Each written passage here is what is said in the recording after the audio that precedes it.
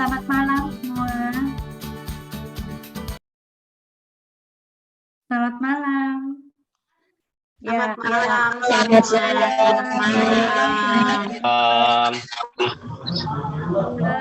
Ibu guru dan teman-teman semua, kakak-kakak, alumni Samarfa ya. Saya Ingrid, yang biasa dipanggil Inge, saya dari alumni Angkatan 89. Ya, selamat datang malam ini di acara BTS, Bincang Temu Santai Samarfa. Nah, seperti apa bincang-bincang kita malam ini? Terus siapa sih yang mengadakan acara ini? Diadakan oleh Ikatan Pengurus dari Ikatan Alumni Samarfa. Siapa aja sih ikatan pengurus-pengurusnya segala macam? Tentunya dari alumni Samarfa ya. Oke, untuk lebih ininya lagi, detailnya lagi, kita bisa lihat satu video yang akan kita tayangkan. Siapa aja sih yang bergabung dalam kepengurusan Ikatan Samarfa? Silakan.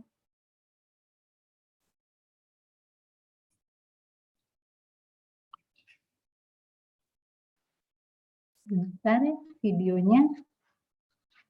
Kita ada satu video. Ya, sambil nunggu videonya, Ikatan pengurus ini sudah diinisiasi dari tahun 2019. Dan pada tanggal 31 Januari kemarin, diberkati oleh Romo Yosef. Romo Yosef itu juga merupakan salah satu alumni. Ya, kita lihat bersama ya.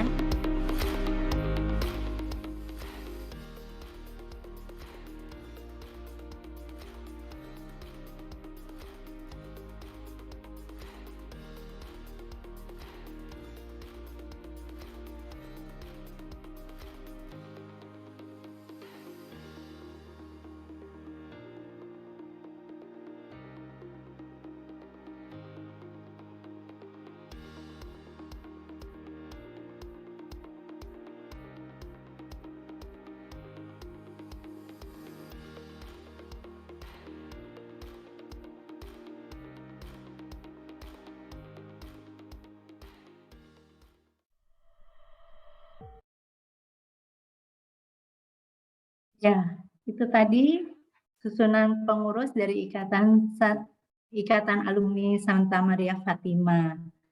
Ikatan ini diketuai oleh Kak Arto dari Angkatan 89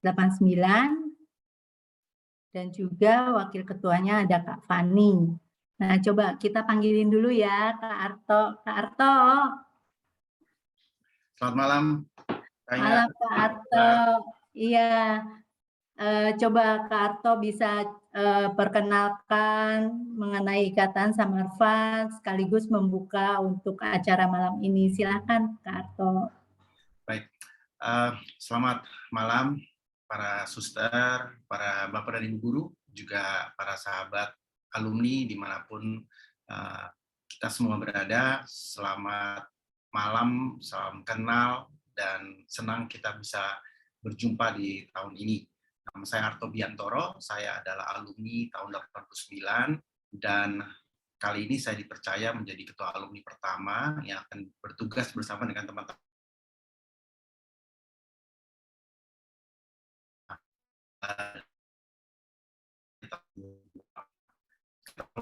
sebenarnya sudah diinisiasikan tahun 2019, namun karena wabah pandemi, proses ini berjalan cukup lambat, sampai akhirnya kami dikukuhkan seperti yang tadi disampaikan oleh Kak Inge pada tahun ini, tahun 2022. Ikatan Alumni memiliki beberapa agenda, tentu saja yang pertama adalah pengabdian kepada alma mater. Kita punya kepedulian besar kepada para mantan guru, para suster yang masuk ke dalam bagian penting dalam program kami untuk kemudian melakukan bakti kembali kepada alma mater. Kami juga peduli kepada teman-teman di komunitas, para alumni yang sekarang ini masih tersebar di berbagai daerah yang belum bisa kami kontak satu persatu.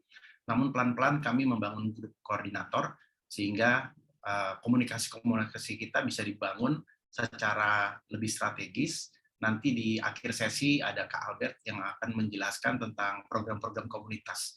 Jadi teman-teman, Bapak Ibu guru yang tertarik untuk bergabung di komunitas-komunitas Ikatan Alumni, nanti silakan bergabung dan mudah-mudahan kita bisa saling berjejaring, khususnya di era pandemi kita bisa saling membantu dan saling mendukung satu sama lain. Dan yang terakhir tentu saja kembali kepada sekolah. Ada beberapa program yang sedang kami siapkan, khususnya kembali ke sekolah untuk kemudian membagi pengalaman-pengalaman kami kepada para siswa agar mereka mendapatkan gambaran yang lebih besar, lebih luas tentang bagaimana masa depan mereka di dunia yang sesungguhnya. Nah, ini adalah program-program yang akan kami kembangkan ke depan dan mudah-mudahan pada pertemuan pertama kita hari ini yang berjudul BTS, kita bisa membahas lebih lanjut tentang program-program dan juga inisiatif-inisiatif yang kita akan lakukan dalam bulan-bulan ke depan. Nah, program BTS ini akan berlangsung setiap bulan, jadi nanti Bapak Ibu Guru, teman-teman sekalian juga silakan bisa memasukkan ide-idenya agar tema-tema yang up-to-date, yang relevan dengan kita bisa kita angkat setiap bulannya. Sebelum kita mulai, saya menyampaikan permohonan maaf juga kepada beberapa teman-teman yang belum bisa masuk ke dalam Zoom. Suster juga tadi beberapa kali mencoba juga untuk masuk ke dalam Zoom, masih belum bisa. Jadi atas nama pengurus dan juga atas nama yayasan, kami mengucapkan banyak terima kasih kepada semua yang hadir di sini. Mudah-mudahan hari ini paparan dari Dr. Ray yang juga hari ini dimoderatori oleh Dr. Yosua, dua-duanya adalah dari alumni Santa Maria Fatima, akan memberikan gambaran yang lebih luas tentang Omikron kepada kita. Selamat mengikuti sesi ini, selamat malam dan Tuhan memberkati. Ya, terima kasih Kak Arto. Ya, seperti yang Kak Arto bilang ya, kita tuh banyak banget nanti program-programnya. Nah, sebelum saya ngomong lagi mengenai program yang lainnya, minta tolong dong yang sudah bisa masuk untuk registrasi ulang. Nanti linknya bisa lihat di chat ya, di chat Zoom ini. Oke. Nah, selain program-program, kita tuh sudah punya website loh, ya, website. Jadi website kita itu adalah www.iasamarfa.org. Untuk registrasi ditambahin /register ya. Jadi bagi teman-teman semua, ayo kita bergabung di Ikatan Alumni dengan kita registrasi, masuk ke website kita dan langsung registrasi, oke? Nah, selain website kita ada apa lagi? Kita punya sosmed loh. Sosmed kita ada beberapa dari FB, Instagram, kemudian YouTube ya. Semuanya dengan nama IA Samarfa. Nanti kita akan tayangkan juga di belakang alamatnya apa. Oke, itu adalah mengenai Ikatan Samarfa ya. Nah, malam ini kita mau ngapain? Kayak di ini kita ya, di tag kita ya, menuju puncak Omikron. Nah, seperti kita tahu bahwa sekarang lagi booming-boomingnya Omikron ya, tentang COVID Omikron. Kalau kita lihat sendiri, angka kenaikan COVID itu juga lumayan. Dari sekitar akhir Januari, kalau kita lihat itu kenaikannya cukup signifikan ya. Jadi kalau kita lihat 2 hari terakhir itu, hari Sabtu sekitar penambahan per harinya 59.000. Kemudian hari kemarin 48.000. Nah, apakah benar ini turun ataukah akan terus naik? Nah, kita akan bahas dan bagaimana kita mengenai Omikron ini kita akan bahas lebih lanjut. Sebelumnya saya akan panggilkan teman kita Kak Yosi yang akan menjadi moderator pada malam hari ini. Kak Yosi. Nah, Kak Yosi ini nama lengkapnya adalah Dr. Yosua Vincentius, seorang ahli akupuntur. Saat ini bekerja di Rumah Sakit Cipto Mangunkusumo sebagai dokter spesialis akupuntur medik. Selain itu, dia juga sebagai dosen program studi spesialis akupuntur di FKUI. Silakan Kak Yosi. Ya, Ya, terima Iya. kasih Kak Inga atas perkenalan hangatnya. Ya, selamat malam. Kak Inga, suara saya apakah terdengar? Jelas? Kedengaran, Kak? Kedengaran. Oke, ya. Jelas. Ya, selamat malam yang saya hormati Suster, Bapak, Ibu guru, dan rekan-rekan sahabat sekalian. Selamat malam semuanya. Terima kasih atas kehadiran pada malam hari ini yang merupakan suatu kehormatan bagi saya untuk memoderatori acara webinar BTS yang pertama kita. Terima kasih juga kepada pembicara kita, Dr. Renaldo, yang akan sebentar lagi akan membawakan materi tentang COVID ini. Oke, mungkin untuk perkenalan bisa ditampilkan slide CV dari pembicara kita.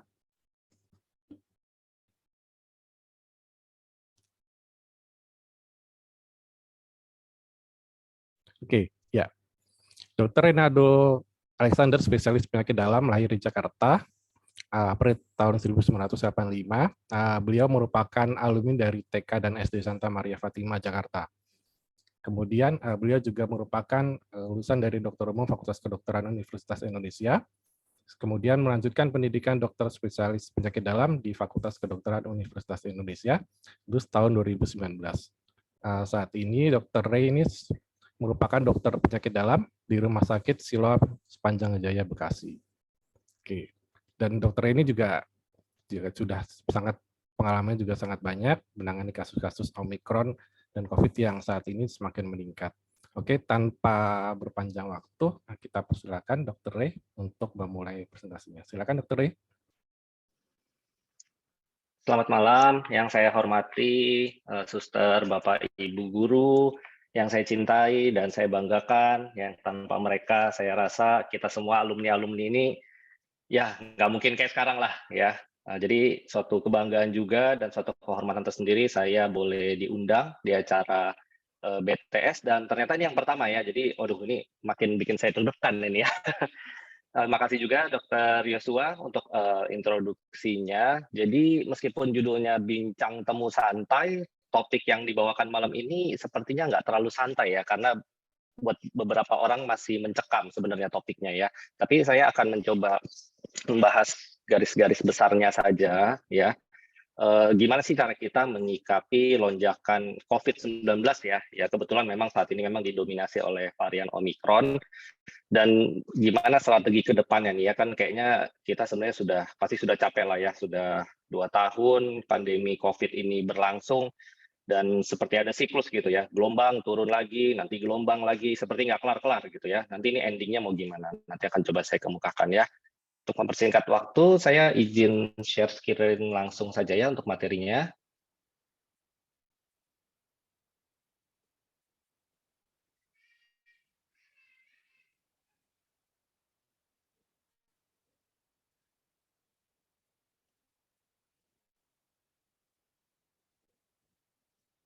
Slide-nya apa sudah kelihatan?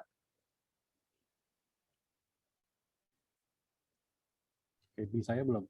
Belum, Dokter. Oh, belum ya? Oke. Belum. Sebentar. Gimana caranya? Sebentar, saya coba ulang dulu. Oke. Ini sudah kelihatan? Ya, ini Udah ya? screen utamanya kelihatan. Oke. Ya. Ini slide-nya sudah? Ya, terlihat. Sudah. Oke. Baik.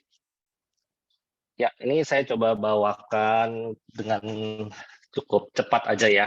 Saya lebih berharap diskusinya sih nanti ya, maksudnya kalau ada yang mau bertanya ya, karena kadang-kadang pertanyaan yang praktis-praktis itu yang penting dijawab ya. Ini saya gambaran besarnya dulu.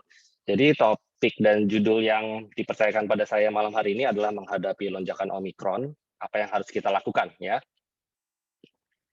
Jadi ini baru saja saya update kira-kira setengah jam yang lalu situasi pandemi hari ini ya. Jadi untuk kasus aktifnya itu untuk hari ini memang menurun ya. Kalau kita lihat dari segi angka saja ya, hari ini sekitar 30-an ribu dibanding kemarin-kemarin itu kalau nggak salah sempat sampai 50-an ribu ya kalau tidak salah ingat.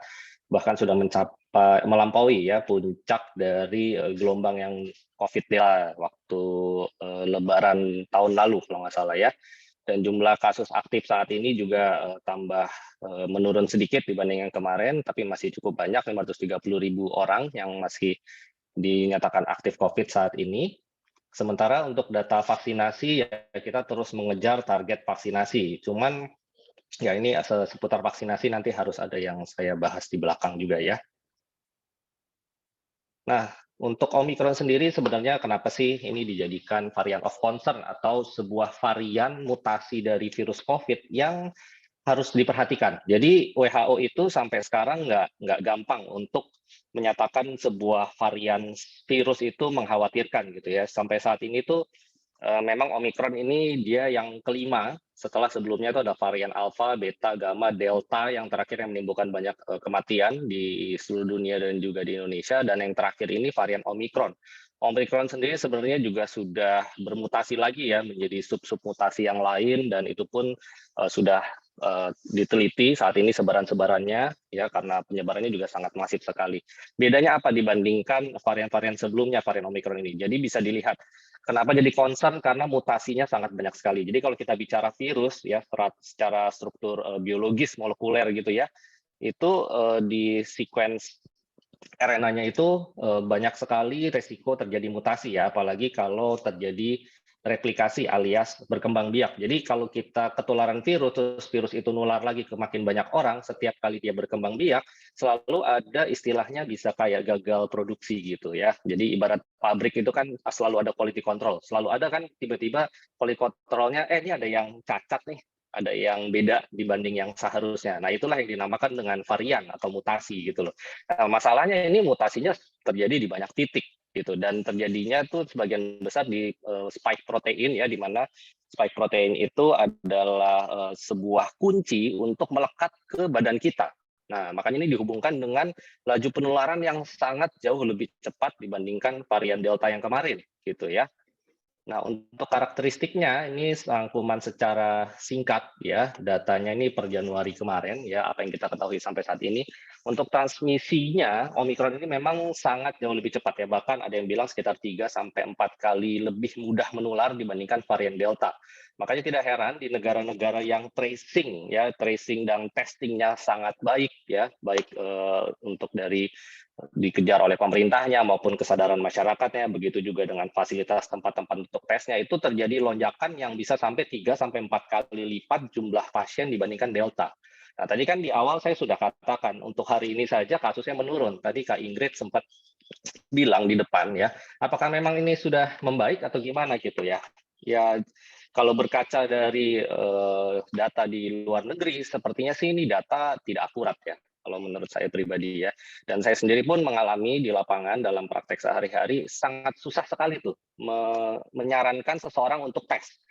Nggak ngerti juga ya alasan utamanya apa. COVID ini sebenarnya nggak bisa dianggap penyakit baru lagi. Sudah 2 tahun kita berhadapan dengan COVID, dan ini infeksi ya. Jadi bukan penyakit aib misalnya seperti penyakit menular seksual atau gimana. Tapi entah kenapa kalau orang atau pasien yang memiliki gejala sugestif COVID, atau misalnya ada kontak erat dengan orang yang COVID, kok kayaknya susah banget gitu disuruh untuk tes. Apa memang tidak ada dana untuk tes, atau memang takut disuruh isolasi, atau apa ya, sangat banyak sekali hipotesis-hipotesis kenapa orang-orang itu sangat susah sekali disuruh tes. Makanya jangan heran kalau data kita ya itu sangat gambaran yang sangat tidak teliti kalau menurut saya ya, karena di lapangan sendiri untuk nyuruh tes itu susah, dan tidak ada partisipasi aktif ya dari pemerintah maupun tenaga kesehatannya ya, harus diakui ya bahwa di lapangan itu kita susah kalau mau trace satu-satu ya. Jadi kalau tidak ada kesadaran masing-masing dari anggota keluarga nih, misalnya saya kontak gitu ya, otomatis saya pulang ke rumah, kemungkinan keluarga saya satu rumah sudah terkena, itu berarti semua harus tes juga. Nah, itu susah sekali ya. Jadi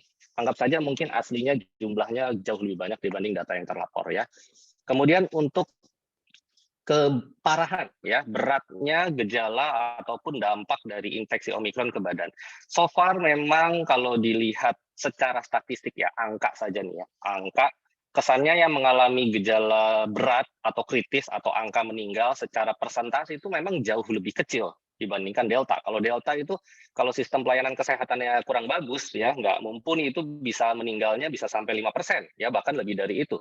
Kalau misalnya Omicron ini memang kalau dari persentase masih sekitar 0, sekian. Jadi memang angkanya kecil. Nah, tapi kan ini harus dihubungkan lagi nanti dengan berapa banyak yang terkena. Jadi kalau angka absolut yang terkenanya jauh di atas Delta, meskipun secara statistik persentase yang sakit beratnya itu lebih kecil persentasenya, tetap jumlah absolut yang dirawatnya nanti bisa sama banyak, bahkan melebihi dari Delta. Itu yang kita khawatirkan ya. Makanya tetap dijadikan sebagai varian of concern oleh WHO.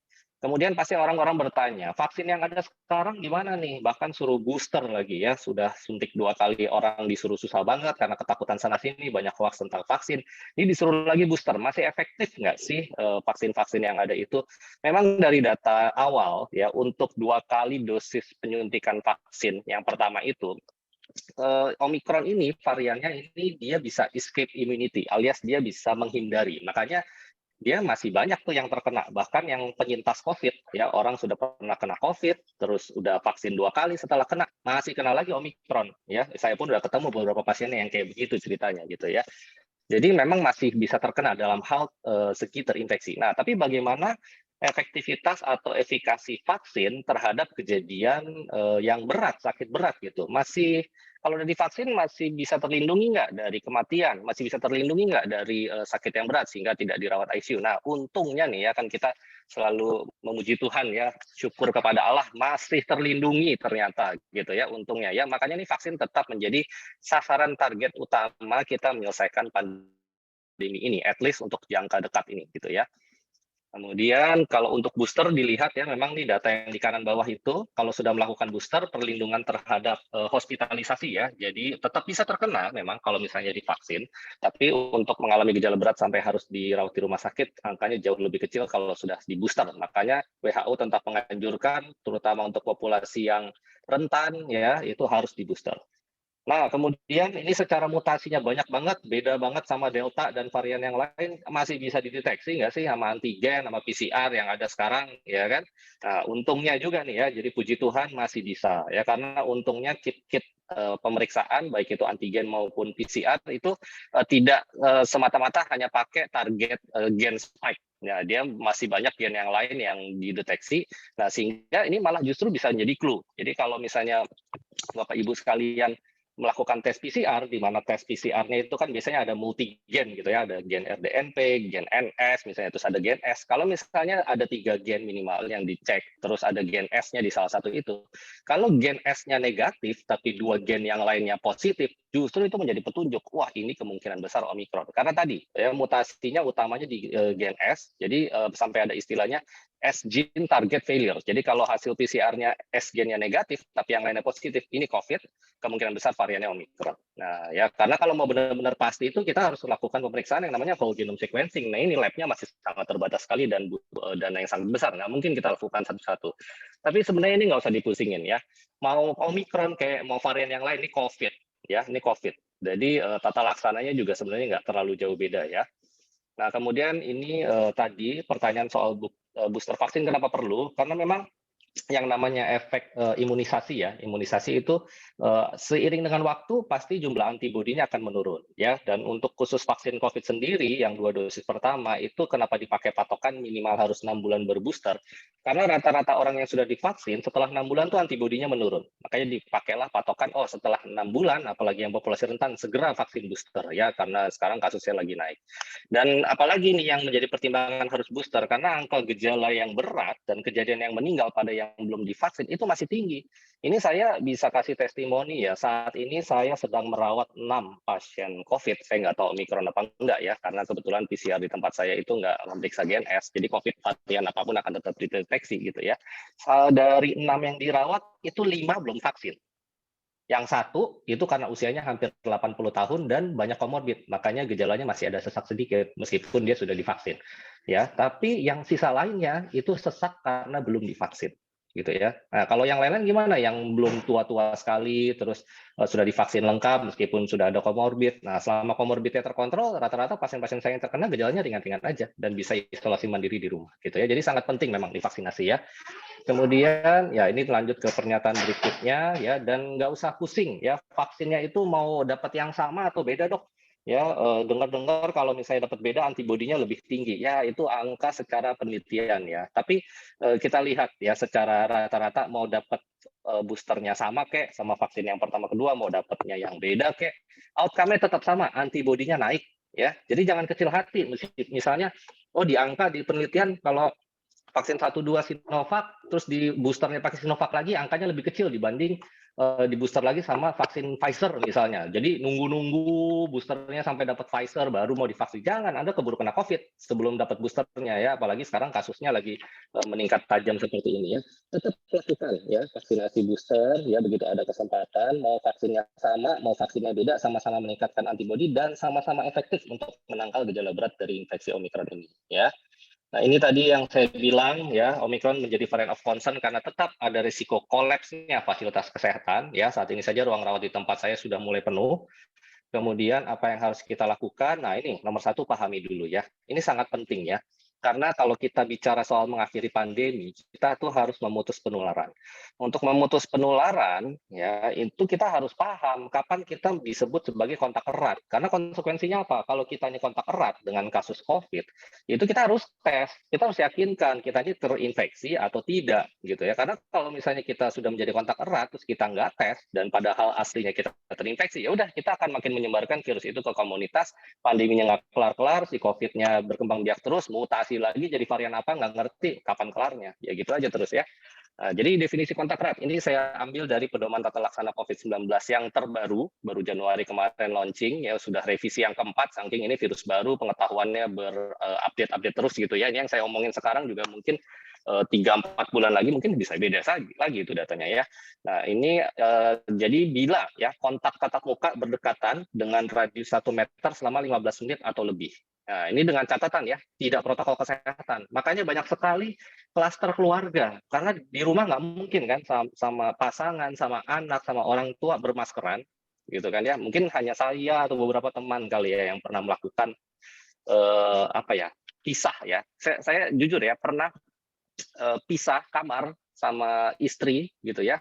Di waktu awal-awal COVID, di waktu kita masih benar-benar hutan belantara, nggak tahu COVID ini binatang apa gitu ya, yang tahunya adalah ini bisa bikin meninggal, ya gejalanya bisa masuk ICU, itu karena saya mau nggak mau nih harus menangani pasien COVID, karena ya spesialis penyakit dalam kan nggak bisa kabur ya, memang tugasnya gitu sama spesialis paru juga. Jadinya saya sempat pisah kamar tuh, 3 bulan ya. 3 bulan pisah kamar ya, benar-benar jaga jarak di rumah, udah seolah-olah saya menganggap setiap kali saya pulang saya bawa virus deh. Itu tuh nggak enak banget itu rasanya ya.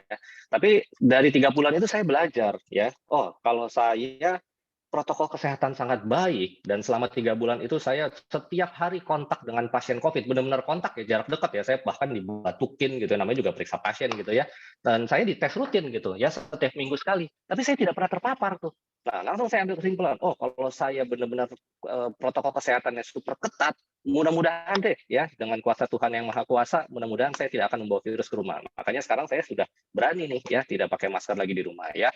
Kemudian kontak erat lagi itu adalah kalau sentuhan fisik ya, sentuhan fisik. Kemudian disebut kontak erat kalau ada orang yang memberikan perawatan langsung terhadap kasus yang positif. Nah, ini hati-hati ya, misalnya punya keluarga yang isolasi di rumah gitu ya, yang merawat simulasi negatif, kalau misalnya dia memberikan perawatan tapi tidak memakai alat pelindung diri yang sesuai atau standar, itu menjadi kontak erat ya. Nah, kapan kita curiga, maksudnya dimasukkan dalam kurun waktu gimana nih? Jadi kalau misalnya ada teman kita positif nih, kita positif ya, kita mesti kasih tahu ke siapa aja sih ini bahwa saya positif. Nah ini maksudnya di situ tuh ya. Jadi kalau saya positif, saya harus ngitung nih. Ini saya demam mulai hari ini, gitu ya. 2 hari lalu sebelum saya demam, saya ketemu siapa aja. Nah sampai 14 hari setelah gejala timbul, itu adalah kontak-kontak erat saya. Ya, makanya itu ada kewajiban moral dari kita sendiri. Kalau misalnya kita positif, jangan diam-diam aja. Jangan tetap aktivitas ya, demam 3 hari, 5 hari, gak periksa ke dokter ya, atau pas sembuh baru misalnya swab PCR buat iseng aja gitu ya. Ketika sembuh cuma pengen tahu aja nih saya COVID apa bukan sih? Ternyata setelah gejalanya nggak ada, diperiksa PCR masih positif. Oh berarti yang kemarin saya demam COVID tuh. Wah udah nularin berapa orang tuh ya. Nah, jadi nggak boleh tuh nyimpen keterangan bahwa saya ini positif, harus langsung kasih tahu ke orang-orang yang kita ketemu gitu ya. Nah ini penting karena saya sedih ya, beredar di grup WA maupun di mana saja obat-obat untuk menata laksana COVID. Ini seolah-olah semua orang pengen jadi dokter ya, padahal dia tidak periksa pasiennya gitu ya. Nah yang jadi masalah apa, ini COVID virus baru, kalau misalnya kita hanya template ya, terapi yang dari awal direkomendasikan terus gitu ya, padahal tidak mengikuti penelitiannya. Bisa saja yang dulunya mungkin dianggap bisa, sekarang sudah tidak bisa. Nah ini contohnya ya, ini dari zaman dulu terapi-terapi ini di broadcast nih di WA nih, bahkan sampai terakhir Omicron ini masih ada aja saya dapat ya. Azitromycin itu antibiotik. Sudah diteliti ya selama 2 tahun ini, kalau untuk COVID saja nggak ngefek. Ya, bahkan kalau diminum bisa menimbulkan gangguan lambung ya, kalau misalnya dikombinasi sama hidroksikloroquine bisa menimbulkan gangguan irama jantung ya. Jadi sekarang azitromycin itu kalau dokternya periksa, oh ini bukan COVID doang nih, ini ada bakteri lagi juga yang menginfeksi barengan, baru kita kasih. Ya, jadi nggak sembarangan beli antibiotik. Antibiotik itu dari zaman dahulu kala tidak pernah dinyatakan sebagai obat bebas, sekalipun amoxicillin yang udah dari zaman bahula gitu ya. Nah, itu bukan obat bebas. Jadi tetap harus dengan resep dokter karena bisa resiko menimbulkan resistensi dan salah pemakaian. Hidroksikloroquine ini obat malaria ya, memang punya aktivitas untuk regulasi imun dan juga antivirus awalnya diduganya, tapi setelah penelitian ternyata nggak ngefek juga buat COVID. Malahan penggunaannya untuk beberapa orang menimbulkan resiko gangguan irama jantung. Jadi jangan nyetok-nyetok, jangan main minum-minum sendiri. Ivermectin, nah ini juga sempat, waduh datanya itu simpang siur banget ya, banyak. Bahkan sampai ke para ahli ya, para ahli ada yang mungkin desperate ya, mencari obat murah tapi efektif gitu untuk COVID. Saking segitu banyaknya yang hype dengan ivermectin, ini banyak penelitian-penelitian ternyata yang datanya itu tidak valid. Ya, jadi ketika hasil penelitiannya bagus ya di forward gitu ya. Padahal setelah dirunut-runut, oh ini penelitiannya nggak bagus nih kualitasnya nih. Jadi sebenarnya tidak bisa dipakai hasil kesimpulan penelitiannya ya. Makanya sampai sekarang juga Badan POM ya dan juga WHO belum merekomendasikan ivermectin. Nah, ada data penelitian lagi nih malahan yang bilang pasien-pasien yang minum ivermectin kok malah lebih banyak yang dirawat di rumah sakit. Ya, kalau saya sendiri gimana? Nah, ini kan bicara testimoni juga nih dari saya sebagai pemakai ya. Saya pernah merekomendasikan ivermectin ke pasien-pasien saya ya, mulai dari yang usia lanjut sampai yang usia ini, nggak ada bedanya tuh kalau saya perhatiin ya, yang di ICU tetap lama juga gitu ya. Ada yang bilang PCR lebih cepat negatif, nggak juga tuh ke yang saya pakai-pakein ya, saya pantau sama-sama aja sama yang nggak dikasih ivermectin. Ya memang sih efek sampingnya nggak terlalu jelas ya dikasih ivermectin ada efek samping apa enggak, tapi yang jelas manfaatnya saya perhatikan tidak ada. Jadi saya pun sudah tidak meresepkan lagi ya. Kemudian oseltamivir ini antivirus dipakai untuk pengobatan influenza, sama setelah diteliti untuk COVID nggak ada efeknya. Jadi kecuali ada bukti ini COVID ditambah influenza barengan ya, influenza itu juga di swab ya, masa di swab 2 kali gitu ya, baru kita kasih oseltamivir. Jadi jangan main tengah-tengah oseltamivir aja ya. Kemudian plasma konvalesen ini sangat hype sekali, banyak orang cari plasma pada saat gelombang delta yang kemarin ya. Plasma konvalesen ini ribet ya. 1, nyari donornya susah. Nomor 2, biayanya mahal ya.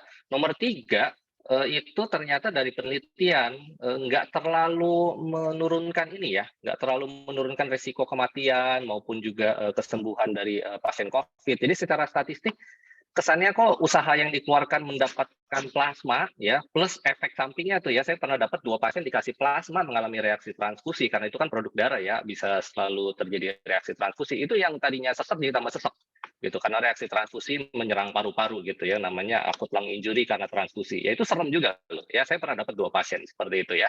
Akhirnya sekarang pun ya karena dianggap manfaatnya tidak terlalu jelas dan juga cost-nya tinggi, usahanya untuk mendapatkan plasma itu susah, plus memperhitungkan ada resiko reaksi transfusi, akhirnya sekarang plasma ditarik ya. WHO sudah tidak menyarankan lagi gitu ya, dan hanya dibilang kalau mau menggunakan plasma konvalesen itu ranahnya hanya dalam ranah penelitian dan harus seizin dokter gitu ya. Nah yang terakhir ini juga latah banget ya, steroid ya. Sampai saat ini saya masih menemukan orang-orang yang berobat ke klinik, ke puskesmas atau kemana ya, ke teman sejawat dokter umum. Saya tidak bisa menyalahkan ya untuk teman-teman dokter saya itu meresepkan dexamethasone. Dexamethasone dan methylprednisone dan segala macamnya itu adalah memang obat anti radang yang poten. Kalau misalnya kita bicara radang tenggorokan yang bukan karena COVID, itu dikasih dexamethasone emang langsung tokcer tuh ya. Langsung enak tuh tenggorokannya ya. Jadi mungkin sudah terbiasa sekali meresepkan dexamethasone. Nah, tapi yang jadi masalah COVID ini kan sangat bergantung sekali clearance virusnya itu dari respon kekebalan tubuh kita. Dexamethasone dan steroid itu ya dia makanya bisa cukup poten mengatasi reaksi radang di tubuh itu karena dia secara langsung ya melemahkan tuh respon imun kita. Jadi sebenarnya malah nurunin daya tahan tubuh kita. Jadi sampai saat ini sebenarnya steroid ini untuk COVID hanya diperuntukkan untuk gejala berat di mana badai sitokinnya ya, reaksi peradangannya itu sangat parah sekali sehingga pasiennya sesak nafas dan terancam meninggal, baru kita kasih steroid itu, baru terpaksa imunnya diturunin sedikit supaya tidak terjadi kerusakan organ. Tapi untuk yang ringan-ringan jangan dong minum dexamethasone, nanti takutnya clearance virusnya makin lama, di PCR positif terus, nanti nggak kelamaan nanti clearance virusnya ya, justru malah tidak kita rekomendasikan untuk yang COVID-nya ringan-ringan saja. Apa yang mesti kita lakukan? Jadi mau variannya apapun, tetap si COVID ini masih sama ya, untungnya untuk karakteristik gejala klinisnya ya. Kalau dia mau jadi parah, dia akan terjadi keparahan tuh di minggu kedua, minimal di akhir minggu ke-1 deh ya. Jadi kalau misalnya yang ada keluarga yang belum divaksin, ada yang punya banyak komorbid misalnya, atau yang sudah sangat tua sekali, hati-hati di akhir minggu pertama sampai awal-awal minggu kedua. Kalau dia mau jadi badai sitokin, dia mau jadi parah, timingnya di situ ya. Nah, ini untuk membedakan kapan kita bilang gejala ringan, gejala sedang, atau gejala berat. Ringan tuh intinya nggak ada sesak. Intinya itu, mau badan rasanya digebukin sama 1000 palu, tapi tidak ada sesak napas, saturasi oksigennya diukur pakai pulse oximetry bagus, itu tetap dianggap gejala ringan. Jadi nggak ada tuh dengan dok saya badan nggak enak banget dok, saya minta dirawat. Nggak, Bapak gejala ringan, isolasi mandiri di rumah ya. Karena tempat perawatan COVID terbatas, pasiennya banyak, jadi benar-benar kita terima tuh yang sesak aja. Mau ngemis-ngemis kayak gimana, kita tidak bisa menerima untuk rawat yang gejala ringan. Kemudian gejala sedang, ya itu kalau napas sudah mulai cepat, tapi kalau diukur saturasi oksigennya itu belum di bawah 93. Ya, ini ada revisi sedikit ya. Kalau gejala berat, ya begitu saturasi oksigen di bawah 93, jadi misalnya, oh napasnya rada cepat, ya agak nggak enak napasnya, terus diukur 92, 91, itu udah langsung masuk gejala berat. Nah, pada saat kondisi itulah masuk dexamethasone nanti di rumah sakit dengan dosis yang tinggi, jadi tetap nggak boleh diminum sendiri, ya. Kemudian ini tadi ya, yang resiko itu memang yang usia lanjut ya, apalagi yang punya banyak komorbid dan belum vaksin ya. Jadi hati-hati untuk yang memiliki kriteria resiko tinggi ya, benar-benar harus diawasi ketat dan harus dilindungi. Makanya itu pentingnya begitu ada gejala ya apapun. Ini masalahnya COVID nih gejalanya mirip banget sama penyakit-penyakit yang lain gitu ya, influenza mirip ya, demam berdarah mirip, tipes mirip gitu ya, bahkan campak gitu COVID yang ada ruam-ruam di kulit juga ada gitu ya. Ini gejalanya sangat menyerupai berbagai penyakit. Jadi mau nggak mau deh tidak pandang bulu, apapun gejalanya, yang penting ada gejala saluran napas apalagi demam, langsung anggap oh jangan-jangan saya COVID. Belum tentu sih, ya secara macam ini gimana, swab, mau nggak mau gitu ya, ini kondisi pandemi memang mengharuskan kita, ya kayak begitulah repotnya gitu. Makanya saya sendiri pun yang tiap hari kontak sama pasien COVID, di swab setiap minggu jadinya ya. Kemudian kalau misalnya sudah terkena, apa saja yang harus dipantau selama isolasi mandiri ya. Jadi kalau misalnya punya alat-alat seperti termometer, itu dicatat suhunya tiap hari, kalau punya alat ukur tekanan darah lebih bagus, plus catat ya. Jadi setiap hari itu dianjurkan pagi, siang, sore, malam sebelum tidur itu catat kondisi sama keluhannya gitu ya. Ini kan sekarang udah zamannya era telekonsul ya, di mana orang bisa konsultasi ke dokter dia via rumah ya, entah via Halodoc atau telekonsul ke rumah sakit ya. Sama sekarang rasanya sudah gampang sekali ya didapatkan alat yang namanya pulse oximetry, itu yang gambarnya ada di kanan bawah yang angka 97 sama 75, itu untuk mengukur SpO2 ya, saturasi oksigen perifer dari jari ya. Normal kita itu adalah 95% ke atas.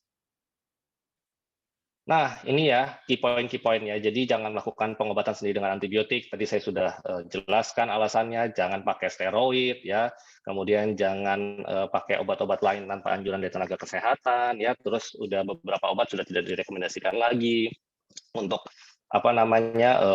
ya intinya konsultasilah ke dokter ya. Kalau misalnya gejalanya mengganggu. Nah, kalau yang mau beli sendiri apa? Nah, multivitamin. Multivitamin boleh. Ya, ini pilihan multivitaminnya silakan. Kalau misalnya Bapak, Ibu, teman alumni sekalian, para guru sekalian mau capture ya beserta dosis-dosisnya.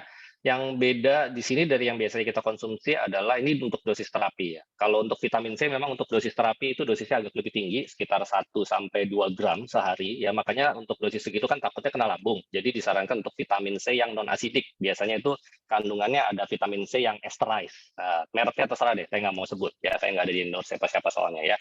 Kalau misalnya ada multivitamin ya, yang mengandung vitamin B, vitamin C ya, cari yang isinya ada lengkap ya, C, B, E sama zinc ya. Vitamin C ya, vitamin E itu ada efek antioksidannya juga untuk imun, zinc juga untuk imun ya, B itu untuk pegal-pegal segala macam bisa gitu ya. Sama vitamin D. Vitamin D ini memang penelitiannya bukan hanya untuk kesehatan gigi dan tulang saja gitu ya. Belakangan ini dikaitkan dengan regulasi imun ya, jadi sangat berperan.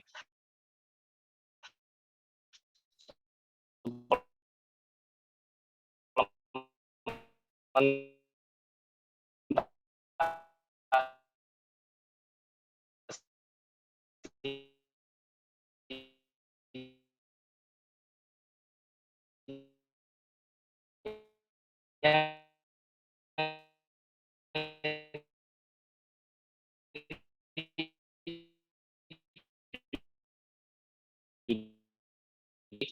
PCR negatif itu kalau yang dirawat di ICU alias gejala berat. Nah, itu baru tuh. Harus PCR 1 kali negatif, baru kita bilang, oh ini sudah boleh keluar isolasi. Alasannya apa? Karena jumlah virus yang menetapnya agak lama, itu cuman yang gejala berat dari penelitian.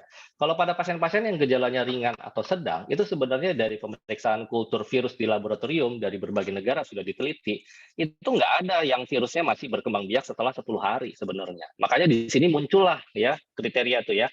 Untuk yang bergejala ringan atau sedang, isolasilah 10 hari sejak muncul gejala ya, bukan sejak hasil PCR-nya positif. Jadi demam nih hari ini, baru PCR 2 hari lagi. Mulai kapan dihitung hari isolasinya? Dari pertama demam, bukan dari hari PCR-nya positif gitu ya. Jadi dari hari pertama gejala, 10 hari, nah setelah 10 hari lihat itu ya. Kalau misalnya di hari ke-10 udah nggak ada gejala, ya tinggal tambah 3 hari. Hari ke-11, 12, 13, di hari ke-14 Anda boleh selesai isolasi tanpa PCR. Gitu ya. Nah, kalau misalnya 10 hari masih ada gejala nih dok, saya baru bebas gejala aja di hari ke-12, ya udah tambah 3 hari. Hari ke-13, hari ke-14, ke-15, hari ke-16 Anda baru selesai isolasi. Perlu PCR nggak? Nggak usah. Satu, buang-buang duit. Kedua, kalau hasilnya positif, nambah stres. Nah, ya kan? Benar ya, padahal itu sudah diteliti. Kalau misalnya masih PCR-nya positif, itu hanya fragmen-fragmen virusnya. Seperti yang saya bilang tadi, PCR itu kan dia tidak mendeteksi virus secara utuh. Dia hanya mendeteksi fragmen genetiknya saja. Jadi kalau virusnya sudah dihancurkan oleh antibodi, tapi belum di-clearance semua fragmen-fragmen sisa-sisanya, itu masih terdeteksi sama PCR. Makanya kalau untuk yang gejala ringan sedang sudah nggak dianjurkan lagi untuk PCR terus sampai negatif. Ya, buang-buang duit ya. Mending buat jalan-jalan atau makan. Jadi fokus kita yang bisa dilakukan tadi untuk mengakhiri pandemi itu harus turunkan nilai R0 ya. Protokol kesehatan tetap menjadi kunci. Saya sudah membuktikan sampai sekarang ya, puji Tuhan saya masih dilindungi dan juga beberapa teman yang lain sampai saat ini meskipun menghadapi Covid tiap hari belum pernah positif dari tes dan belum pernah bergejala ya. Penting untuk kesadaran testing dan tracing ya, apalagi dalam lingkup keluarga sendiri. Kalau misalnya terkena tetap lakukan pola hidup sehat, begitupun juga yang belum terkena ya.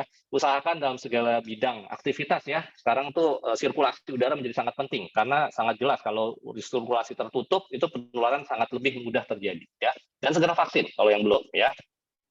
Oh, terkait vaksin ini juga hati-hati ya. Tadi saya lupa nambahin. Kalau misalnya punya komorbid, ya, ini banyak sekali hoax-nya ya. Dok, saya punya komorbid, dok, saya takut divaksin nanti bahaya gitu ya. Itu sangat salah 1000% ya. Yang kalau misalnya punya komorbid terus dokternya bilang belum layak vaksin, itu pertimbangannya adalah bukan karena vaksinnya bahaya, tapi takut vaksinnya mubazir gitu ya. Orang dengan komorbid macam-macam belum terkontrol, misalnya gulanya masih tinggi, tensinya masih tinggi, ada gangguan ginjal yang belum stabil, masih naik turun gitu ya kondisinya. Itu di sistem imunnya jelek responnya. Jadi nanti kalau disuntik vaksin, kita ngarepin dia terbentuk antibodi 100, terbentuknya cuma 10. Sayang kan vaksinnya, mending dikasih ke orang lain ya. Jadi pertimbangannya itu, jadi bukan karena vaksinnya bahaya. Jadi kalau misalnya komorbid Anda mau ada berapapun, mau ada 3 komorbid, kayak DM, hipertensi, stroke, selama rasa badan sehat, fit, sudah dapat surat keterangan layak vaksin dari dokter, vaksin. Ya, jangan tunda lama-lama. Nanti begitu kena COVID, sesek karena belum vaksin, pusing sendiri. Ya, itu yang saya alami sekarang dengan pasien-pasien saya. Ya, semuanya kayak begitu. Ketakutan divaksin, sekarang sesek tambah pusing. Kemudian untuk upgrade masker, ya, jenis masker ya memang untuk Omikron ini karena penularannya sangat jauh lebih gampang, udah nggak disaranin pakai masker medis biasa sih sebenarnya. Kalau misalnya mau pakai masker medis biasa, lapislah lagi dengan masker kain di bagian luar, supaya proteksinya meningkat bisa sampai 80%. Masker medis biasa itu paling mentok-mentoknya cuma 60%, itu juga kalau makainya benar. Ya, kalau makainya hidungnya masih kelihatan, ya itu 0%, tetap bisa masuk Anda ya COVID-nya ya. Nah, kalau misalnya merawat pasien COVID, pakailah yang memang untuk filtrasi tinggi, minimal KF94 atau KN95 ya.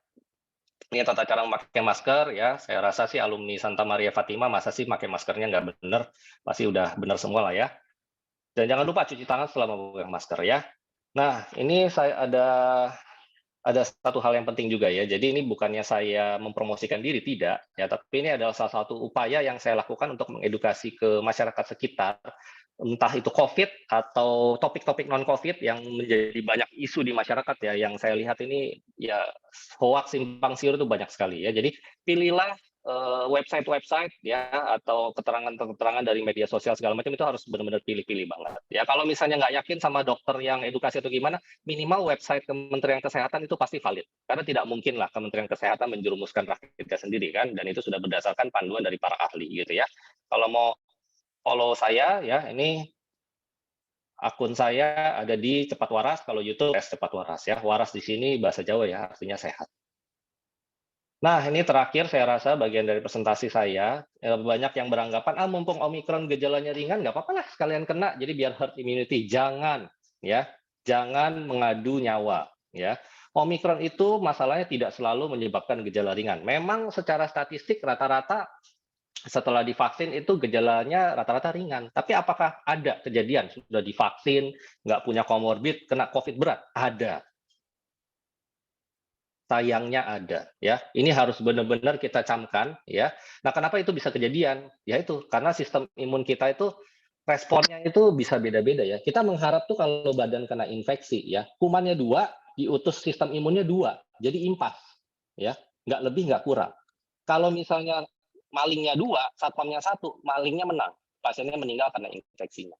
Kalau malingnya 1, tentaranya diutus 100 ya, terjadi perang ya. Jadi padahal malingnya 1 tapi dibombardir pakai nuklir, pakai apa ya, organ-organ tubuhnya rusak juga. Itu yang disebut badai sitokin. Nah, yang jadi masalah kita nggak pernah bisa yakin 100% nih. Nanti kalau kita keinfeksi sama COVID, respon imun kita nih pas-pas aja ya, sesuai mau kita, atau responnya kurang, atau responnya malah berlebihan. Nah, itu yang kejadian ya. Saya sendiri sudah pernah mengalami salah satu tenaga kesehatan di tempat saya, laki-laki usia muda ya. Ini benar ya, ini benar kejadian nyata ya. Sudah divaksin 2 kali, waktu itu kena Delta sekeluarga ya karena acara kumpul-kumpul silaturahmi di keluarga ya. Beliau dan ayahnya beliau nggak tertolong karena memang waktu itu belum vaksin dan banyak komorbid gitu ya. Tapi yang si perawat ini ya, dia itu lebih muda dari saya, badannya lebih fit ya, pola hidupnya baik, tidak merokok, tidak ada komorbid, dia meninggal. Sudah vaksin 2 kali. Itu tidak akan pernah saya lupakan ya, makanya itu yang menjadi dasar pemikiran saya. Gimana pun juga sebisa mungkin jangan kena ya. Itu tetap gambling, tetap berjudi ya. Dan ya kita lihat di laporan harian ya, meskipun secara persentase statistik angka meninggal itu persentasenya kecil ya, tapi tetap ada kan yang meninggal. Ya, jadi jangan berjudi gitu ya, balik lagi ke sana. Kemudian andai kata kena terus survive ya, sembuh ya, cuman kayak batuk pilek biasa, hati-hati. COVID ini yang nggak enaknya adalah risiko mengalami long COVID. Masih ada pasien saya sudah setahun yang lalu kena COVID, sampai sekarang merasa stamina-nya belum balik 100%. Gitu ya. Kan paling banyak gejala long COVID itu fatigue, alias lemes-lemes ya, gampang capek, dan itu terus terang menurunkan kualitas hidup, pasiennya gampang jatuh ke kondisi depresi karena merasa ini badan udah nggak sama kayak dulu lagi ya. Belum lagi kalau kita kena, kita juga bisa menularkan ke kelompok yang rentan dan anak-anak, apalagi anak-anak yang PAUD ya, yang belum bisa divaksin. Terus tadi kalau kasus terlalu membludak, fasilitas kesehatan dapat kolaps, kalau kolaps nanti yang meninggal tambah banyak ya. Terus jangan lupa pandeminya nggak kelar-kelar, mutasi terus virusnya, ketularan terus, berkembang biak terus ya. Jadi saya rasa ini sudah cukup lama, mohon maaf, tapi mudah-mudahan bermanfaat. Kesimpulannya kita memang sedang gelombang varian Omikron, kasusnya udah mulai naik, data yang tiap hari disajikan tuh anggap aja aslinya jauh lebih banyak. Meskipun gejalanya memang relatif lebih ringan, ya tetap nggak boleh disepelekan. Nah ini bahasanya begini ya, yang saya sampaikan tadi bukan untuk menakut-nakuti, jadi yang diharapkan adalah kita semua ini harus tetap waspada ya. Yang namanya sakit, apapun sakitnya, sesimpel apapun sakitnya itu tidak enak. Ya kita jadi kehilangan waktu untuk bekerja, kita tidak bisa beraktivitas dengan enak, makan minum nggak enak. Yang namanya sakit itu nggak enak, seringan apapun. Jadi tetap kesimpulannya adalah pencegahan penyakit itu sangat penting. Plus untuk COVID, vaksin ya segera, jangan tunda-tunda, jangan ketakutan, jangan percaya hoax sana sini ya. Kalau udah dapat kesempatan untuk booster untuk mencegah gejala berat dan kritis. Meskipun tidak bisa dipastikan 100% Anda tidak mengalami gejala berat, tapi at least di atas 80% kemungkinan besar Anda akan ringan. Ya kalau saya I'll take that chance ya, saya akan vaksin gitu ya.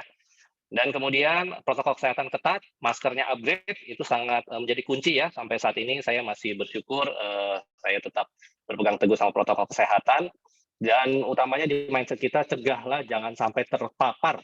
Ya, jangan fokus kalau misalnya udah kena mesti ngapain, jangan. Nomor satunya adalah ya jangan kena, gitu ya. Jadi seperti kata Kapten Amerika ya, ini kalau Kapten Amerika udah bersabda semua Avengers harus ngikut kan, ya, pakai masker. Oke. Sekian dulu, terima kasih. Silakan kalau ada pertanyaan, Tuhan memberkati kita semua. Ya, amin. Terima kasih Dr. Ray atas paparannya yang sangat menarik, luar biasa Dr. Ray. Ya, ini baik. Sorry, saya stop screen share-nya gimana ya Dr. Yasi? Nggak apa-apa. Udah ya? Stop share nih, udah ada. Oke, nggak apa-apa. Oke, Dok. sip. Oke, ya. Jadi berikutnya ini kita akan memasuki sesi tanya jawab. Jadi untuk sesi tanya jawab ini saya akan bagi menjadi 3 sesi ya. Ini kita untuk tanya jawab ini lumayan waktunya sampai jam 9:30. Jadi nanti untuk 3 sesi, masing-masing sesi saya akan buka mungkin untuk 3 penanya terlebih dahulu. Jadi setelah 3 penanya, dokternya akan menjawab, terus kemudian dilanjutkan sesi kedua. Dan kalau misalnya masih ada waktu, saya akan membuka sesi untuk open mic. Jadi untuk open mic ini peserta diberi kesempatan untuk langsung bertanya tanpa menulis di chat-nya. Oke, ini sudah cukup banyak pertanyaan ya, ini Dr. Ray. Tadi memang pemaparan dari Dr. Ray ini juga sudah sangat lengkap dan sangat jelas sekali. Oke, oh ya, saya lupa. Jadi nanti di akhir dari sesi tanya jawab ini, kita dari Ikatan Alumni ini akan memberikan hadiah untuk 2 penanya terbaik yang dipilih oleh Dr. Ray. Jadi nanti Dr. Ray silakan memilih pertanyaan. Wah, ini Satu, nanti saya dimusuhi sama yang nanya nih. Satu untuk laki-laki dan satu untuk perempuan. Bebas. Oh terserah. ya, baik. Oke, ya. Untuk pertanyaan pertama ini ada dari Kak Frances Lilian, angkatan 89. Nah, Dok, kalau belum sampai 6 bulan setelah vaksinasi terakhir, apa boleh ambil booster? Oke, silakan Dr. Ray. Jadi saya bicara dari sisi etis dan medis. Kalau dari sisi medis, 1 bulan setelah vaksin Anda mau booster silahkan saja, nggak ada bahayanya. Dan antibodi pasti naik. Ya, yang namanya dipaparkan lagi sama fragmen virusnya, ya, pasti antibodi kita akan tambah naik. Jadi kalau soal tanya dari sisi medis ada bahayanya apa enggak ada masalah. Silahkan saja, gitu ya. Tapi dari sisi etis, ingat ya, ini kan ketersediaan vaksin terbatas, gitu ya. Makanya segala rekomendasi itu keluar itu selalu berprinsip keadilan yang merata ya untuk ketersediaan vaksin untuk semua. Apalagi kita lihat banyak sekali populasi rentan itu yang belum divaksin. Nah, makanya keluarlah peraturan 6 bulan. Tapi kalau misalnya, saya mau vaksinasi booster deh di luar negeri meskipun belum 6 bulan gitu bisa dapat, ya boleh-boleh aja. Secara medis nggak ada masalah itu. Ya, silahkan saja. Itu pasti antibodinya akan jauh lebih tinggi karena yang antibodi sebelumnya belum turun udah di-boost lagi gitu ya. Cuman kan jangan booster yang keempat dulu ya, belum ada data penelitian ya soalnya kalau misalnya 4 kali suntik vaksin COVID dampaknya gimana gitu ya. Itu saya belum bisa rekomendasikan. Saya pun hanya 3 kali. Gitu aja Dr. Yosi. Oke, ya. Oh, maaf tadi pertanyaan dari atas nama dari Tani Gautama ya. Oke, ini sekarang untuk pertanyaan yang kedua. Ini baru dari Kak Frances Lilian, angkatan 89. Nah, ini pertanyaannya awal-awal nggak ada meriang, cuman batuk. Di hari ke-7 dan hari ke-9 malah batuk lagi ditambah meriang. Hari ini di Peduli Lindungi sudah hijau, udah hari ke-10 nih, tapi jadi takut PCR, takut masih positif. Nah, ini bagusnya PCR lagi kapan ya? 12 hari setelah PCR kah? Lalu kalau setelah dinyatakan negatif, boleh booster lagi nggak 1 minggu kemudian? Silakan, Dok. Nah, ya, ini bagus sekali ya pertanyaan Kak Frances Lilian ya. Jadi ini yang bikin pusing semua orang ya. Meskipun kita ini tenaga kesehatan udah bilang nggak wajib PCR lagi, nanti malah bikin pusing kalau misalnya positif terus. Tapi kan ini gara-gara ada Peduli Lindungi nih, semua orang jadi pusing kan. Nanti kalau nggak negatif, status Peduli Lindungi saya jadi hitam terus gitu, nggak berubah-ubah jadi hijau. Jadi udah di-set sama Kementerian Kesehatan. Dan kalau misalnya PCR Anda positif ya, terdiagnosis COVID, dalam 15 hari dia akan otomatis berubah jadi hijau. Meskipun Anda tidak PCR gitu. Jadi tenang aja, itu nggak mungkin akan hitam terus-menerus gitu ya. Memang sih bisa lebih cepat hijaunya kalau misalnya tiba-tiba Anda PCR terus PCR terbarunya langsung negatif. Nah, tapi kan tadi ya PCR itu kita tidak pernah bisa yakin persis dia akan positif sampai berapa lama. Saya sempat ada pasien gejala sedang positifnya sebulan loh. Nggak negatif-negatif tuh, dan waktu itu di kondisi di mana kantornya tuh mewajibkan dia nggak boleh masuk kerja kalau belum PCR negatif, kan repot ya gitu ya, dia nggak dapat gaji gitu ya, biaya makan sehari-hari tetap harus dikeluarkan ya, tapi nggak boleh kerja tuh, nggak boleh kerja plus PCR-nya nggak dibayarin lagi sama kantornya. Mumet kan. Nah ini makanya jadi kendala nih. Makanya kalau dari sisi keilmuan ya, masalahnya kita nggak pernah tahu ya, PCR itu juga tergantung dari cara ngambilnya ya. Kalau misalnya di swab-nya pas di titik yang kena, masih ada sisa fragmen virusnya, masih kedetek positif. Nah itu dia tuh.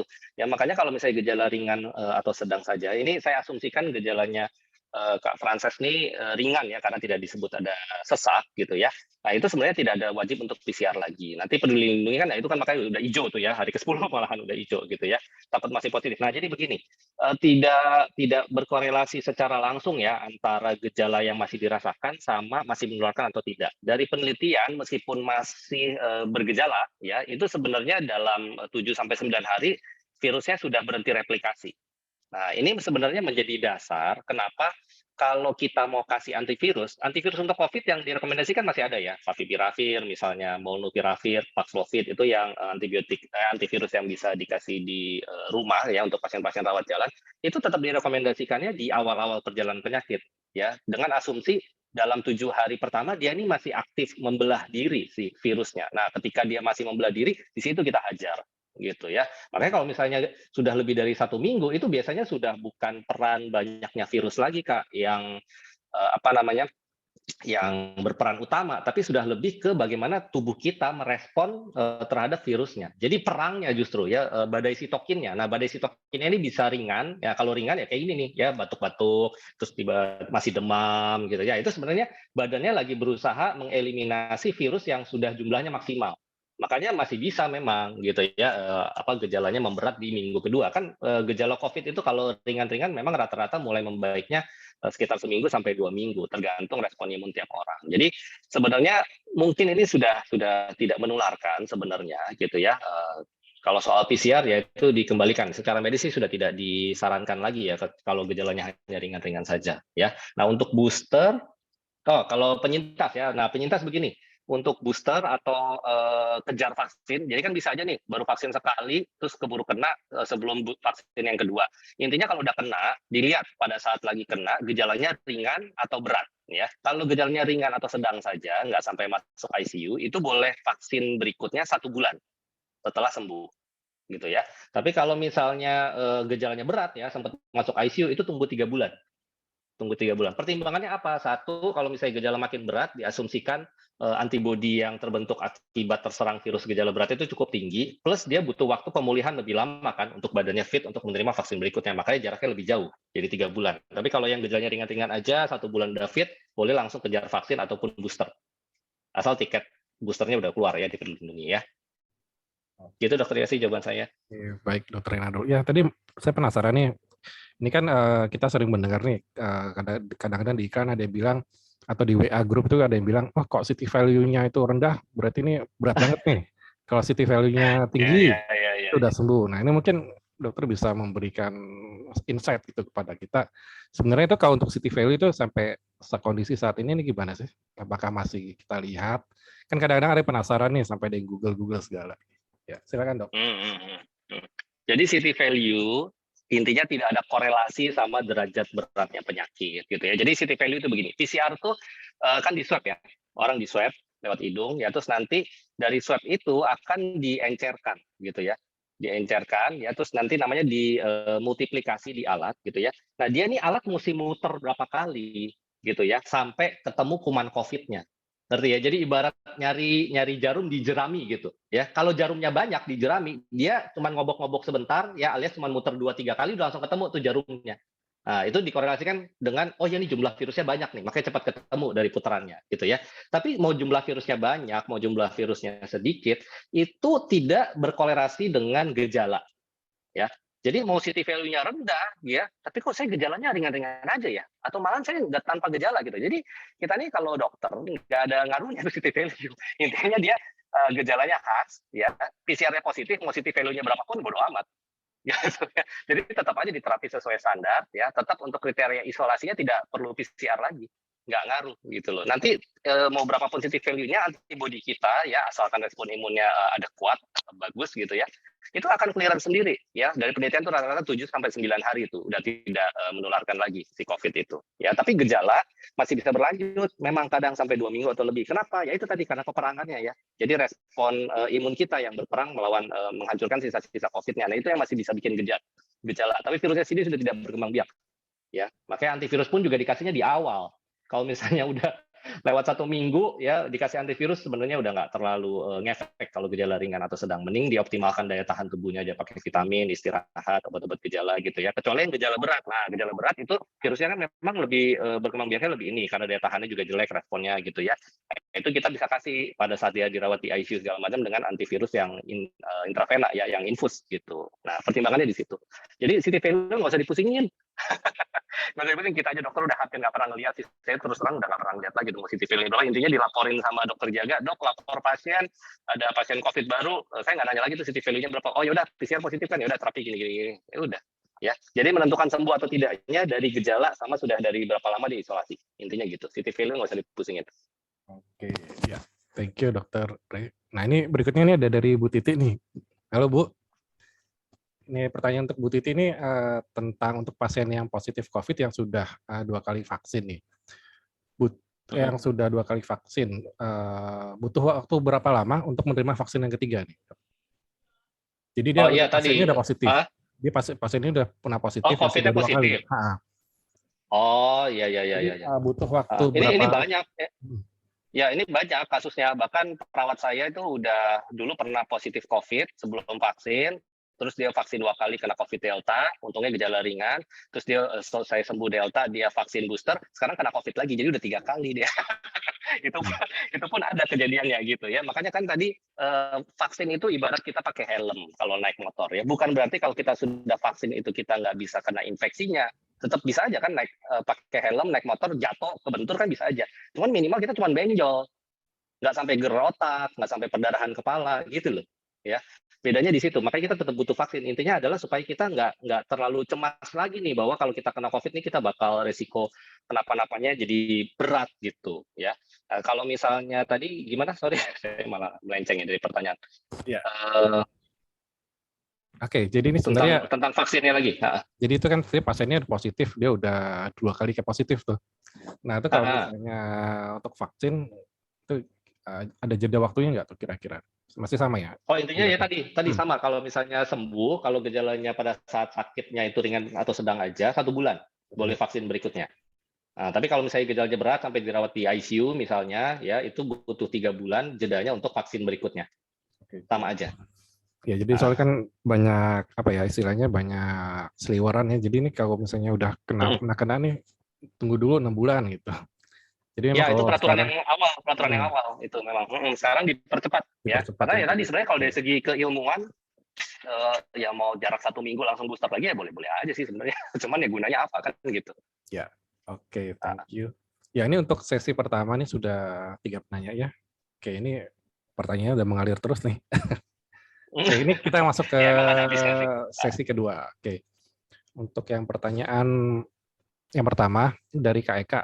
Dari Kak Eka ini, apakah vaksin AstraZeneca ini menyebabkan pengentalan darah? Ini kan kita kan sering mendengar kali ya. Iya. Nah, ini efeknya ini kayak gini. Nah ini kalau AstraZeneca ini gimana dok? Apakah relatif? Jawabannya betul. Tapi ada tapinya nih ya. Kita mesti lihat angkanya ya, angkanya. Jadi terapi apapun, vaksin apapun gitu ya, sekalipun obat yang kita beli bebas deh, misalnya saya sebut merek ya, Panadol gitu, kan ada tuh di Indomaret, di mana gitu ya. Ya, itu iklannya kan paracetamol isinya, obat paling aman sedunia. Tetap ada tuh yang alergi, jadi Stephen Johnson syndrome yang dirawat di ICU gara-gara minum paracetamol. Nah, jadi kan tidak bisa 100% yakin bahwa kalau kita mengkonsumsi sesuatu ya bahkan makanan yang misalnya baru pertama kali kita coba nih, kita nggak pernah makan seafood terus kita makan seafood, yakin nggak alergi? Ya belum tentu juga gitu ya. Intinya apapun zat yang masuk ke badan kita tidak pernah bisa pastikan 100% aman. Begitu juga dengan vaksin ya, begitu dengan vaksin. Jadi angka si AstraZeneca ini dari ini kan paling banyak dikasih ke populasi Inggris ya. Jadi dia kan dari Inggris tuh vaksinnya tuh AstraZeneca. Itu populasinya sekitar udah berapa juta yang divaksin AstraZeneca, itu kejadian pengentalan darahnya sekitar 20-an orang dari 1 juta. Nah, jadi silahkan dihitung sendiri deh gitu ya. Ini matematika saya udah mulai jelek soalnya ya. Berapa persen tuh yang mengalami pengentalan darah. Nah, terus nanti dilihat lagi. Dari yang mengalami pengentalan darah tersebut, berapa sih yang sampai fatal? Gitu. Nah, ternyata hanya 10-20% yang jadi gejala berat atau fatal. Jadi kalau nggak salah dari 20 orang yang pengentalan darah itu, ya, yang sampai meninggal cuma 1 atau 2. Itu pun karena terlambat ditanganinya. Jadi terdeteksinya telat gitu. Tapi kalau misalnya bisa ada, makanya kan pengawasan kejadian ikutan pasca vaksinasi ini penting gitu ya. Kalau misalnya mengalami gejala yang tidak lazim atau misalnya dirasa, aduh kok gejalanya berat banget ya, habis vaksin ya, cepat lapor supaya tidak terlambat ditangani ya. Jangan berusaha atasi sendiri misalnya pakai obat-obatan atau ramu-ramuan apa. Pokoknya kalau berusaha sama KIPI ya nggak yakin apalagi makin berat ya langsung cepat lapor. Karena sebenarnya KIPI apapun kalau ditangani dengan cepat itu nggak ada masalah gitu ya. Nah, makanya jadinya prinsip vaksin ini adalah kita harus lihat manfaatnya dibandingkan resikonya ya. Sama aja kayak kita naik pesawat gitu kan, kita mau bepergian nih, yakin tuh pesawat nggak jatuh, bisa aja kan, ada kan kejadian kecelakaan pesawat, tapi mau nggak mau kan karena kita merasa ya berapa persen sih kejadian pesawat jatuh asal sudah dilaksanakan dengan hati-hati pengecekan, begitupun juga gitu ya, vaksinnya sudah dinilai tidak kadaluarsa, nyuntikinnya tekniknya benar, dosisnya tidak berlebihan. Nah, persentase untuk sampai mengalami apes gitu kan sangat kecil. Nah, sementara manfaatnya jauh lebih besar, yaitu mendapat perlindungan untuk terkena COVID yang berat, di mana kita tahu nih COVID-nya lagi merajalela banget. Jadi itu selalu pertimbangan antara manfaat sama resiko. Ya. Jadi AstraZeneca jawabannya iya, bisa menimbulkan risiko kekentalan darah. Makanya kalau misalnya ada orang yang memang dari awal sudah ada penyakit kekentalan darah, ini harus diskusi dulu sama dokternya. Ya, boleh pakai AZ atau yang lain. Tapi kalau yang orang sehat-sehat aja, populasi normal, sikat aja, nggak ada masalah. Oke, ya mantap penjelasannya dokter. Ini tadi related juga dengan tadi saya tertarik dengan ada pernyataan dari Stephen Johnson syndrome. Ini yang sering kita dengarkan juga kan, ini kan pasti kan juga banyak yang menderita autoimun, penyakit autoimun juga. Oh ya. Kondisi seperti ini gimana dok? Kalau misalnya itu apakah aman untuk vaksin booster terutama ya, yang belum pernah vaksin atau yang sudah pernah vaksin, vaksin booster ini gimana kalau misalnya dia dengan riwayat penyakit autoimun dok? Silakan. Jadi soal vaksin ya sebenarnya kontraindikasi utamanya itu adalah dia kondisinya lagi tidak fit, satu ya, jadi lagi demam, batuk pilek, pokoknya badan lagi nggak enak deh ya, lagi tidak fit, jadi dia tidak boleh divaksin. Satu lagi kontraindikasinya sehingga tidak boleh adalah pernah mengalami reaksi alergi pada saat vaksin yang pertama. Nah, kalau misalnya di luar itu apapun komorbidnya ya, selama kondisi autoimunnya terkontrol, sudah minum obat nggak ada gejala gitu ya, itu semua ahli autoimun ya, reumatologis ya, konsultan alergi imunologi menyarankan tetap vaksin. Karena apa? Justru kalau penderita autoimun itu terkena COVID dan belum divaksin, sangat mungkin COVID-nya jadi berat. Gitu. Itu yang dialami ya. Jadi pasien-pasien dengan penyakit gangguan imunologi ya, autoimun segala macam, kalau belum divaksin kena COVID, makin mungkin untuk mengalami gejala berat ya. Itu sih ya, jadi nggak masalah selama autoimunnya terkontrol dengan baik. Nah, soal obat-obatan memang kalau misalnya obat autoimunnya sangat berat gitu ya, nah itu mungkin harus diskusi dulu ya, mungkin perlu dihentikan sementara, obat autoimun tertentu diganti dulu atau gimana ya. Intinya balik deh ya, kalau misalnya ada ragu, balik ke dokter yang menangani, minta rekomendasi. Saya ini layak atau belum layak gitu. Nanti dokternya yang tanggung jawab. Nah, itu dia ya. Oke, thank you dok. Ini penanya yang kedua nih. Jadi related dengan vaksin booster juga nih. Gimana sih dok kalau misalnya kita nggak mau vaksin booster? Nah ini gimana nih efeknya? Tadi kan mungkin dokter sudah menjelaskan di awal kalau efek itu kan menurun ya. Nah ini kalau misalnya kita nggak vaksin ini gimana? Dok? Jadi ya sebenarnya sih kalau dari sisi keilmuan ya, bukan berarti antibodi kita tuh nol ya sebenarnya ya. Andai kata nggak divaksin juga bukan berarti kita pasti kenapa-napa sih kena COVID ini. Karena kan COVID ini memang ya tadi saya bilang ya, kita kayak gambling gitu loh. Ini lempar dadu, pas kebetulan respon imunnya pas, mungkin kita OTG gitu ya. Pas dadunya agak apes dikit, kita gejala ringan. Makin apes, gejala sedang. Apes banget, gejala berat, meninggal gitu loh. Sekalipun yang sudah divaksin gitu.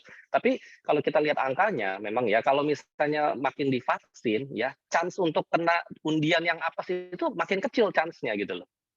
Nah, itu sih pertimbangannya. Jadi kalau misalnya nggak divaksin, ya nggak vaksin booster gitu ya, cuma 2 kali vaksin yang pertama aja, ya tetap ada perlindungan sih, tetap ada perlindungan ya. Tapi memang menurun ya statistiknya ya, itunya untuk resiko terkena COVID yang beratnya menurun tuh dibandingkan kalau misalnya dia booster gitu. Mau boosternya vaksin yang sama atau mau boosternya vaksin yang beda jenis dibanding yang pertama kedua, itu otomatis langsung menaikkan perlindungan meskipun memang tidak 100%, angkanya tidak ada yang 100%, tapi menaikkan gitu. Jadi ya itu balik ya. Kenapa nggak mau vaksin booster gitu? ya kan? Kecuali memang vaksinnya tidak tersedia atau misalnya ada kontraindikasi karena komorbidnya belum terkontrol, belum dapat surat rekomendasi dari dokter yang merawat, ya itu mungkin bisa dibenarkan gitu. Tapi saat ini apalagi COVID makin merajalela kayak begini, tetap anjurannya segera vaksin ya. Itu salah satu kunci ini juga sih pandemi ini terkendali ya. Kan kita nggak mau nih PPKM terus ya, capek banget di rumah terus ya kemana-mana. Ya, oke, iya betul. Untuk kalau vaksin ya dok, jadi kan memang juga pilihannya sekarang juga udah banyak nih. Cuma Banyak kalau banget. misalnya kita lihat kan juga dosisnya kalau misalnya booster kan ini ada yang dikurangi menjadi separuh ya. Nah itu memang apakah dikurangi memang sekarang dosis menjadi separuh kan kalau misalnya dulu kan belum ya. Ini gimana dok? Iya, jadi pokoknya segala jenis intervensi ke tubuh manusia, ya tindakan medis apapun, itu kan harus berdasarkan hasil penelitian. Makanya tadi saya bilang, jangan vaksin 4 kali, belum ada penelitiannya gitu. Apalagi yang joki vaksin tuh sempat ada beritanya tuh viral ya, yang sampai berapa, 16 kali apa? Jadi joki vaksin orang apa 17 kali, lupa saya. Nah itu belum ada penelitiannya tuh, jadi nggak tahu nanti jangka panjangnya itu ada efek apa enggak gitu ya. Tapi at least untuk yang sekarang, ini sudah dari penelitian sudah dibuktikan, kalau di booster pakai setengah dosis sama 1 dosis, respon antibodinya sama aja. Nah, sementara kalau misalnya di booster pakai dosis full, kayak dosis pertama sama kedua, itu resiko reaksi transfusinya, demamnya, terus keluhan-keluhan pegel lindungnya, segala macamnya, itu lebih sering terjadi. Makanya jadinya setengah dosis aja, ya. Orang respon antibodinya sama, tapi resiko reaksi pasca vaksinnya lebih ringan, gitu. Rasionalisasinya di sana. Jadi nggak ada masalah, memang setengah dosis. Oke, ya. Baik, ini untuk sesi kedua, satu pertanyaan lagi nih dok. Ini dari Kak Sony nih. Kak Sony ini nanyakan, orang yang kontak sangat erat dengan orang yang positif ini apakah memang ada kemungkinan untuk ikut tertular? Maksudnya chance untuk terkena itu apakah sangat besar gitu? Kan kadang-kadang mereka kan juga merasa, oh udah kontak ini tapi nggak ada gejala apapun ya. Tapi yang di keluarga yang di rumahnya itu ternyata positif masuk ketularan gitu. Terus yang pertanyaan berikutnya, apakah masa inkubasi Omikron ini berapa lama sih dok? Sampai berapa lama dari awal sampai terpapar itu gimana, berapa lama ya dok? Oke, itu aja sih dok, silakan. Ya. Jadi ya ini spektrum COVID mau apapun variannya tetap bisa OTG ya, orang tanpa gejala. Yang jadi masalah orang tanpa gejala ini tetap terjadi replikasi virus dan dia tetap bisa menularkan ke sekitar. Jadi meskipun tidak ada gejala, kalau memang masuk kategori kontak erat seperti yang tadi saya sudah jelaskan ya, kriteria kontak erat itu apa aja ya, tetap swab. Ya, tetap pastikan Anda terpapar atau tidak, gitu ya. Kemudian tadi pertanyaan yang keduanya apa? Sorry. Untuk pertanyaan kedua, masa inkubasi. Oh, masa inkubasi. Masa inkubasi rata-rata memang masih bisa sampai 14 hari ya. Jadi 2 sampai 14 hari semenjak terpapar sampai munculnya gejala. Untuk Omikron ini memang dia lebih cepat memunculkan gejalanya ya. Kalau saya lihat ya, sekitar 3 sampai 5 hari dari semenjak kontak dengan yang positif itu bisa muncul gejala kalau yang untuk Omikron. Tapi tetap bisa sampai 14 hari. Nah, makanya kan tadi kan mesti kasih tahu ke siapa aja nih yang saya ketemu untuk dia tracing kontak. Nah, tadi kan 2 hari sebelum sebelum gejala muncul sampai 14 hari setelah muncul gejala, kan begitu tadi kriterianya. Nah, itu berdasarkan penelitian. Memang begitu. Ya, mungkin sudah terjawab ya Kak Sony. Oke, ini masih ada waktu 5 menit lagi. Oke, baik. Mungkin ini sesi terakhir ya. Untuk 3 penanya terakhir, ini saya akan bacakan saja. Ini ada pertanyaan dari Kak David. Jadi saya mau menanyakan tentang penularan COVID. Jadi ada teman saya yang suaminya tuh kena COVID, tapi istrinya negatif. Padahal mereka tuh tidurnya seranjang. Udah menikah sih pasti. Kenapa bisa seperti itu ya?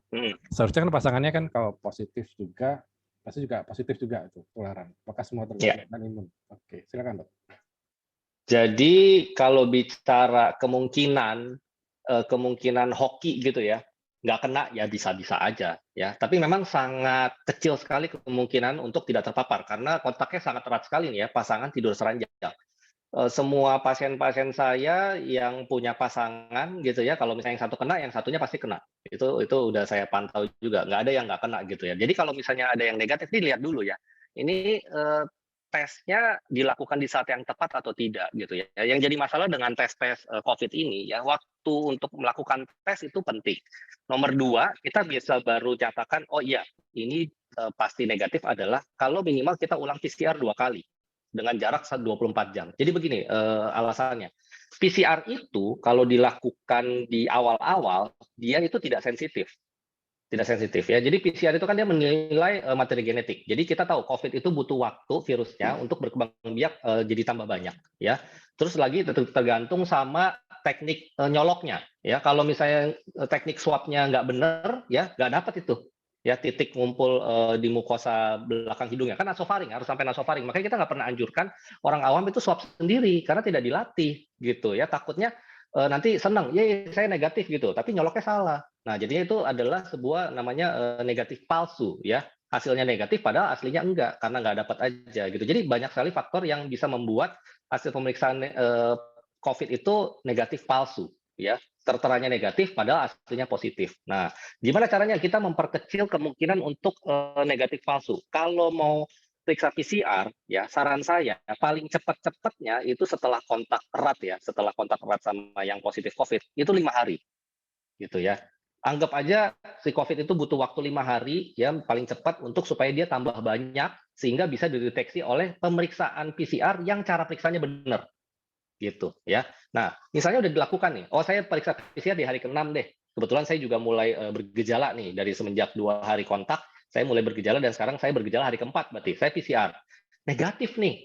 Apakah itu udah pasti saya negatif? Belum. Periksa sekali lagi PCR 24 jam setelah pemeriksaan PCR negatif yang pertama. Kalau 2 kali negatif, baru kita bisa simpulkan kemungkinan besar ya, nggak 100% juga loh ya. Kemungkinan besar ini batuk pileknya, gejala demamnya ini bukan karena COVID. Begitu ya, agak tricky memang, agak tricky. Karena PCR ini ya sensitivitas sama spesifisitasnya itu angkanya hanya sekitar 70-an%. Berarti masih ada kemungkinan 30% dia negatif palsu.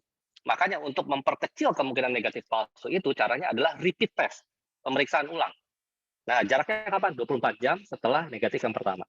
Gitu ya. Jadi kapan kita boleh mengulang-ulang PCR ini untuk diagnostik. Nah, jadi bedain ya. Mengulang PCR itu boleh untuk diagnostik kalau misalnya hasilnya kita takut negatif palsu atau positif palsu, tapi PCR ulang tidak dianjurkan untuk evaluasi. Ya, jadi kita udah positif nih, ya. Kita pengen tahu kita sembuh apa enggak, itu enggak usah. Itu evaluasi, itu enggak usah. Kalau kita gejalanya ringan sedang enggak usah. Tapi kalau kita belum tahu kita positif apa enggak, kita boleh lakukan pemeriksaan PCR ulang untuk konfirmasi karena ada risiko negatif palsu, apalagi kalau periksa PCR-nya terlalu cepat di awal-awal ketika jumlah virusnya masih belum banyak. Nah, kalau misalnya di awal-awal, ya justru yang lebih sensitif tuh ya setelah 2 hari sampai 5 hari kontak itu justru antigen. Nah, ini kan juga banyak tuh, dok, saya kontak erat nih seminggu yang lalu, tapi saya kayaknya nggak kena deh dok, saya nggak ada gejala, terus saya periksa swab antigen negatif. Itu salah, ya. Itu salah, banyak itu yang hasil antigennya negatif palsu, karena periksanya terlalu terlambat. Terlalu terlambat. Antigen itu akan hilang ketika daya tahan tubuh kita, imunitas kita mulai teraktivasi. Ngerti ya? Jadi antigen itu bagus diperiksa di awal, ya ketika virusnya baru mulai berkembang biak, gitu ya. Tapi sistem imun kita belum terlalu bangun. Jadi antigen akan hilang ketika sistem imun kita bangun. Biasanya itu sekitar 5 sampai 7 hari setelah terkontak, gitu ya. Itu antigen mulai hilang. Jadi nggak bijak kalau misalnya kita sengaja tes antigen hanya untuk menyatakan kita negatif, padahal kita kontak erat udah seminggu yang lalu. Ini mudah-mudahan bisa ngerti ya gitu ya timingnya memang rada-rada tricky. Makanya kalau misalnya bingung jangan tes sendiri deh. Itu malah buang duit percuma, hasilnya tidak konklusif. Nah, kalau misalnya ragu mending tanya dokter. Gitu biar dokter nanti ngerunut, oh ini sebenarnya kontaknya udah berapa hari gitu. Nanti dokternya bisa kasih tahu, oh ini masih bisa antigen. Ini masih bisa PCR. Gitu loh ya. Atau nih oh ini PCR-nya mesti ulang. Ulangnya kapan? Nah, gitu tuh ya. Mudah-mudahan jelas ya. Agak ribet memang nih jelasin timing ngetes ini nih. Iya, oke. Thank you nih dok penjelasannya. Mungkin ini saya bacakan satu pertanyaan terakhir aja nih dok, karena keterbatasan waktu juga nih. Jadi dari Bu Guru Felicita menanyakan, jadi beliau itu bolak-balik Jakarta Bogor menggunakan kereta. Kadang-kadang juga khawatir dengan penularan COVID di kereta. Kira-kira ada nggak sih obat yang perlu disiapkan untuk jaga-jaga agar aman? Mungkin menyambung pertanyaan Bu. Mungkin menyambung pertanyaan dengan Bu Guru Felicita ini. Tadi dokter kan menyebutkan adanya penggunaan vitamin D ya dok, antara 400 sampai 1000 unit. Nah ini kalau bagaimana pandangan dokter kalau tentang penggunaan vitamin D yang dosis tinggi, jadi 50 unit. Nah itu apakah masih related sekarang? 5.000 unit gitu maksudnya? Ya di atas 10.000 lah. Kan sekarang kan kadang-kadang ada. Oh di atas 10.000? Malah Oh, itu Itu juga biasanya dosis saya, untuk yang pasien autoimun sebenarnya. nah itu dia. Itu kan juga suka beredar tuh di grup WhatsApp nih. Iya nih, makanya nih, Penggunaan aduh, banyak simpang vitamin siur D hoax. dosis tinggi. Nah itu gimana dok? Oke, silakan dok. Ya, jadi nomor satu dulu ya, vitamin. Nah, sesuai namanya ya, vitamin itu mikronutrien. Betul ya? Di sini ada guru biologi nggak? Gitu ya. Vitamin itu adalah mikronutrien, bukan makronutrien. Jadi kalau misalnya seseorang itu sehat, walafiat, makannya baik, kontrol stresnya baik, tidurnya cukup, gitu ya, itu dari makanan sudah cukup. Gitu. Ini saya contoh aja ya, yang saya lakukan sendiri. Saya ini terpapar COVID tiap hari. Dalam arti kata terpapar pakai APD yang super ketat gitu ya. Tapi benar-benar kontak jarak dekat gitu karena mesti periksa pasien. Saya itu minum vitamin paling sering 1 kali seminggu. Jadi tiap hari saya ngapain? Ya saya jaga makan, saya tidur yang cukup minimal 7 jam. Saya jaga jangan sampai terlalu stres. Gitu ya. Jadi sebenarnya tidak ada kewajiban kalau misalnya Anda tidak punya penyakit tertentu atau misalnya ada gangguan dalam hal intake makanan atau misalnya stresnya lagi gimana untuk wajib minum vitamin tiap hari itu nggak ada rekomendasi seperti itu. Tapi kalau misalnya apa ya kan kadang tuh orang butuh efek sugesti aja sih ya biasanya ya. Kalau karena saya sudah minum vitamin saya merasa imun saya kuat. Ya boleh-boleh saja sih ya. Tapi ingat dia mikronutrien. Mikronutrien itu artinya jumlahnya jangan terlalu tinggi. Karena kalau misalnya jumlahnya terlalu tinggi, nanti malah efek samping. Contoh, vitamin C, ketinggian dosis seperti yang itu tuh, hoax yang pernah beredar yang sama siapa tuh, Dr. Lois ya. Ya itu juga salah satu ya, mungkin dia stres ya karena pandemi ya, makanya mengeluarkan hoax aneh-aneh. Itu suntik vitamin C 1000 miligram tiap jam. Waduh, itu lambungnya jebol. Gitu ya. Jadi nggak ada yang kayak gitu-gitu ya. Jadi mikronutrien itu kebutuhannya kecil ya, cukup dalam jumlah kecil. Contoh vitamin C itu sebenarnya recommended daily intake-nya itu hanya 100 mg saja loh sebenarnya. Dan itu kalau misalnya kita makan sayur, kita makan buah tiap hari itu sudah cukup. Sudah cukup. Kapan kita butuh suplementasi gitu ya, misalnya badan lagi nggak fit, bolehlah kita minum yang 500 segala macam. Jadi nggak ada tuh ya apa ya, kita tuh dokter tidak pernah mendukung iklan-iklan vitamin ya memaksimalkan daya tahan tubuh Anda. Ya kalau Anda sedang sakit gitu. Kan buat ngelakuin produk vitaminnya ya. Kasarnya gitu ya Dr. Yosi ya. Mudah-mudahan bisa dipahami ya. Intinya gini, kalau nggak mau tertular prokesnya Bu ya. Protokol kesehatannya ya. Makanya kalau misalnya kereta itu kan ruang tertutup ya, kadang mungkin jaga jaraknya nggak bisa terlalu bagus. Pakai maskernya jangan masker medis tok. Kalau mau pakai masker medis, double sama kain, ya, atau pakailah yang KN95, KF94. Kalau perlu pakai lagi face shield. Jadi makin banyak barrier-nya. Itu yang justru melindungi, Bu. Ya, itu udah saya lakukan sendiri dan sudah terbukti. Saya ini bukan pengkonsumsi vitamin. Ya, sampai saat ini ya puji Tuhan masih dilindungi. Oke, baik. Ya, terima kasih dokter Ray atas penjelasannya. Ya, ini karena keterbatasan waktu, mohon maaf Bapak Ibu Suster. Untuk pertanyaan yang belum terjawab, nanti mungkin kita akan jawab di Instagram Ikatan Alumni Santa Maria Fatima, mungkin tanpa penyanyi, jadi hanya berbentuk seperti question and answer saja, jadi seperti fact. Jadi kita akan pasang jawaban di Instagram kita, mungkin nanti Bapak Ibu bisa tanya, bisa melihat juga, bisa main-main ke Instagram kita, ke website kita, dan kita juga sudah ada YouTube juga nih. Oke, ya baik nih ya, dokter. Kalau untuk COVID juga YouTube saya tuh sebenarnya udah banyak banget penjelasan. Semua yang saya kemukakan tadi, penjelasan dari A sampai Z tadi sepanjang sesi ini tuh semua sudah saya bikin sesi satu-satu di YouTube. Silakan aja sih kalau mau cari. Tapi memang mungkin videonya udah rada lama-lama. Ya, betul. Tuh. Jadi silakan jangan lupa kalau ada yang mau lihat lagi. Jangan lupa like Tidak and ada paksaan subscribe loh ya. Jangan lupa like and subscribe cepat waras. Ya ini tadi, ini udah tiba akhir dari sesi diskusi tanya jawab kita dok. Jadi tadi kita kan akan ada hadiah nih dok. Jadi dari pertanyaan yang tadi nih. Bentar. Saya review dulu kolom chatnya. Bisa memilih satu pertanyaan untuk penanya yang laki-laki dan satu untuk perempuan. Silakan dok. Oke, untuk yang laki-laki saya rasa jatuh ke Kak Sony. Oke, ya selamat Kak Oh ya, Sony. karena ini pertanyaannya relate sekali ya dengan sehari-hari dan cukup penting gitu ya, makanya saya pilih. Pertanyaan semua bagus-bagus ya, saya senang sekali dengan pertanyaan-pertanyaannya, saya pun jadi bisa ngobrol spektrumnya sangat luas ya untuk topik-topik COVID ini ya. Tapi pertanyaan Kak Sony ini sangat relate sekali untuk sehari-hari, karena sangat banyak nih yang nanya seperti ini ya. Untuk yang penanya perempuannya, sebentar. Ya, ke Guru Felicita, ke Bu Guru. Oke, Ya, selamat, karena ini Bu ya Guru. sehari-hari juga tentang gimana caranya mencegah penularan COVID gitu ya. Ya, protokol kesehatan sih, Bu, ya. Itu benar-benar harus, ya bodo amat deh orang lain bilang kita lebay gitu ya. Ini jujur aja ya, saya itu mungkin bisa dibilang termasuk yang paling lebay protokol kesehatan ya di rumah sakit saya. Kalau orang lain bawa hand sanitizer itu botol kecil, saya bawa pakai botol key spray itu isinya alkohol 70%. Itu selalu ada di saku celana saya. Ya, saking saya takut banget nggak ada disinfektan di tempat yang saya tuju, jadi bawa sendiri terus sampai sejumlah itu gitu ya, dikit-dikit semprot gitu ya, sampai tangan kering deh ya, yang penting benar-benar steril gitu, sampai segitunya ya. Tapi ya puji Tuhan sampai sekarang masih terlindungi, mudah-mudahan tidak pernah terpapar. Oke, ya baik. Terima kasih nih Dokter sudah memilih 2 orang.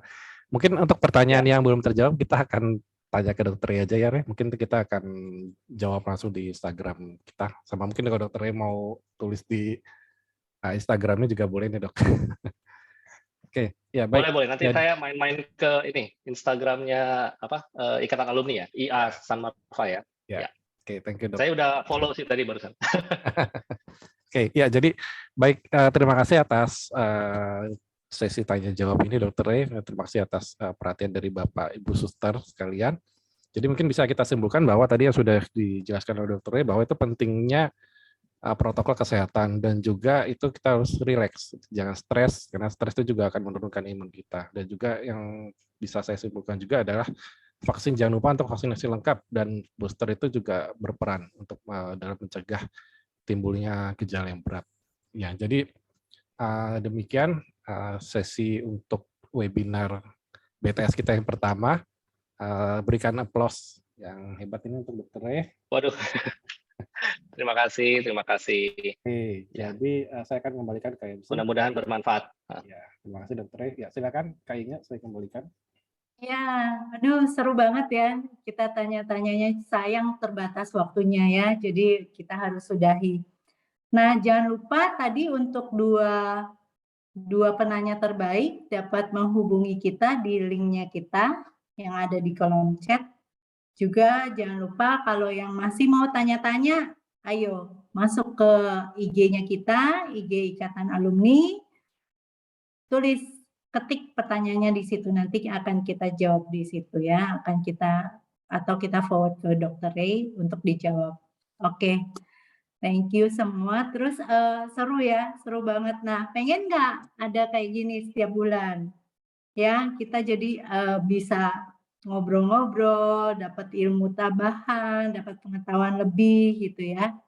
Nah, bagi teman-teman atau ibu guru yang punya masukan, punya kesan-kesan, dan juga untuk punya ide untuk apa sih tema untuk berikut-berikutnya, silahkan ketik di link yang kita udah tulis di chat, jadi masukin di situ supaya kita bisa collect semua. Oke, terima kasih sekali buat Kak Yosi, juga Dr. Ray untuk acara malam hari ini. Nah, nggak lupa juga kita udah ada kenang-kenangan ya, kenang-kenangan sederhana buat Kak Yosi dan Dr. Ray. Bisa minta tolong Kak Fani. Kak Fani ini adalah wakil ketua dari pengurus Ikatan Alumni. Kak Fani akan menyerahkan kenang-kenangan dari kami kepada Kak Yosi dan Dr. Ray. Silakan Kak Fani. Ya, halo selamat malam semuanya. Terima kasih kehadirannya malam ini luar biasa. Dr. Reynaldo sudah membawakan dengan begitu menarik presentasinya dan aplikatif sekali untuk kita-kita semua ya di lapangan. Saya sendiri juga sebagai dokter juga kembali refresh dengan perkembangan di COVID ini. Dan terima kasih untuk Dr. Yosi yang sudah memandu acara ini, memoderatori acara hari ini. Semoga semuanya berkenan untuk Bapak Ibu, guru, teman-teman alumni, dan semuanya semoga bisa bermanfaat untuk kita semua. Mungkin boleh dibantu untuk sertifikat yang bisa diberikan oleh alumni kepada pembicara kita yang pertama, kepada moderator dulu ya, kepada Dr. Yosi. Terima kasih untuk memoderatori kita pada acara hari ini. Semoga apa yang kita sharingkan juga bisa berguna bagi perjalanan kehidupan kita sehari-hari. Dan untuk selanjutnya, untuk Dr. Reynaldo, boleh dibantu? Ya, Dr. Reynaldo, salam kenal kembali, sampai ketemu lagi di pertemuan selanjutnya. Ini Dr. Reynaldo dan Dr. Yosi memang kebetulan satu angkatan dengan saya. Semoga masih ingat ya Dr. Reynaldo dan Dr. Yosi. Ya, nggak mungkin lupa lah. Bisa aja kamu, Van. Oke. Terima kasih Dr. Reynaldo, nanti ada kesempatan lain, siapa tahu boleh kembali bergabung dengan kita, dan jangan lupa masuk ke grup-grup dan follow semua sosmed yang kita siapkan. Terima kasih Kak Inge, selamat malam, terima kasih semuanya Bapak Ibu Guru dan teman-teman alumni sekalian. Ya, terima kasih Kak Fani, terima kasih Kak Yosi, juga Dr. Rena. Apa cuman ini aja kegiatan dari Ikatan Alumni?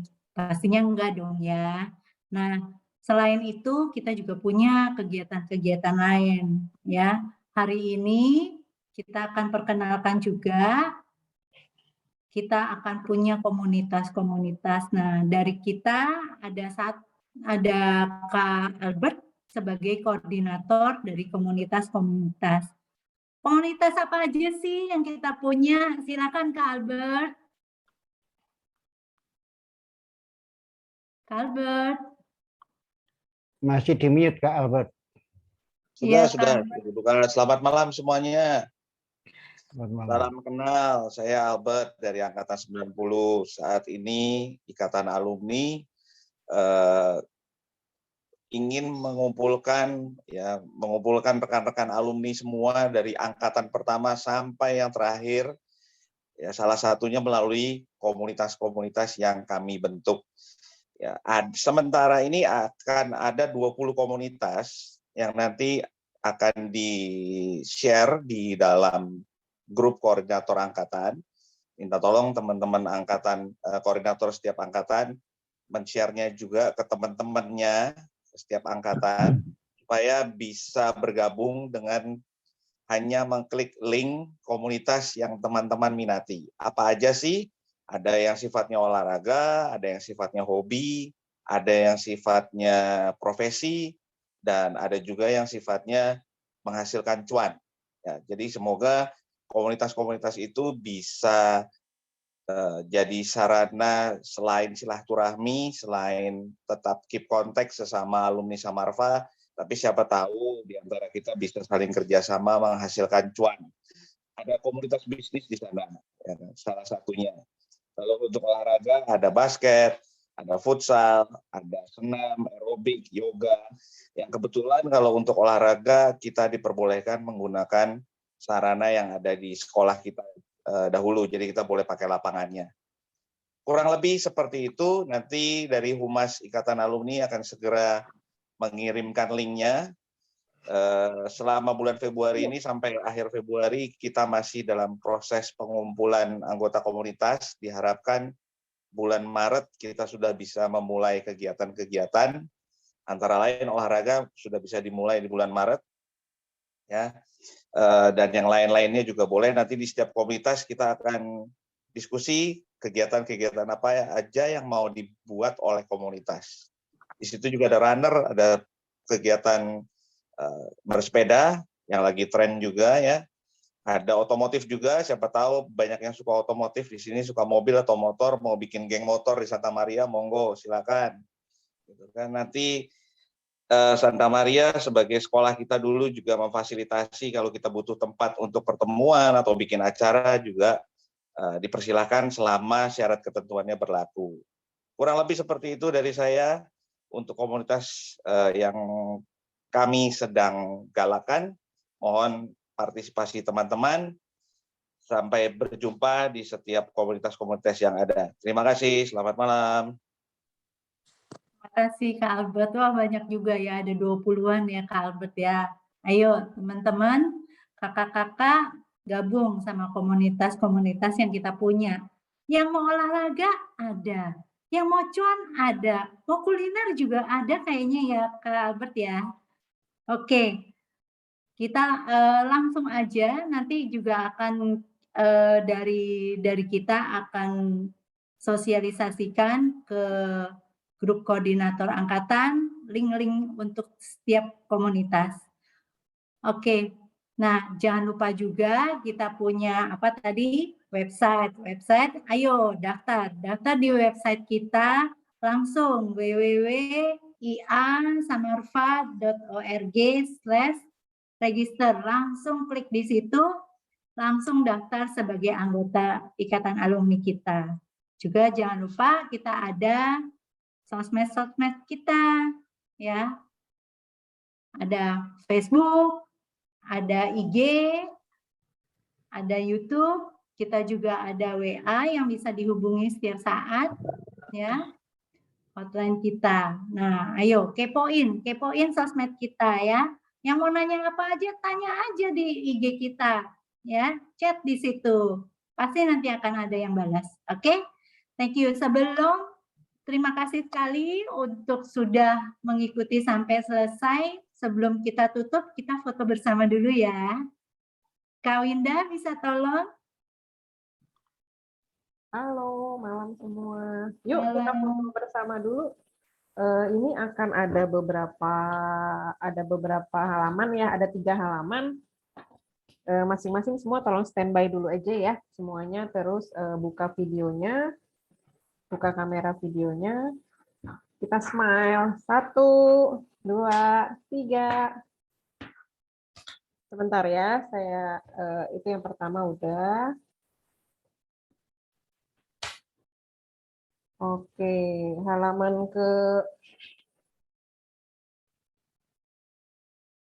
halaman kedua. Smile. Oke, lanjut ke halaman ketiga. Oke, sudah selesai semua. Terima kasih. Terima kasih semua. Demikian selesai seluruh rangkaian acara kita malam ini. Tetap jaga kesehatan, jangan kendor prokes. Oke, salam sehat selalu. Selamat malam. Selamat malam. Terima kasih. Malam semua, sehat-sehat. Semuanya. Malam semuanya, diantarkan ini.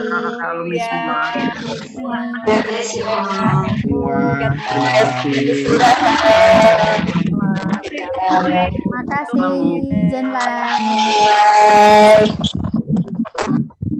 Oke.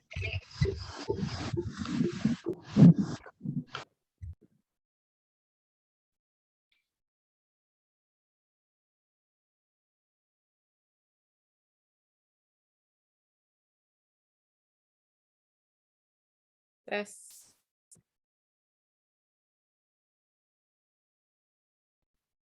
Ayo keluar.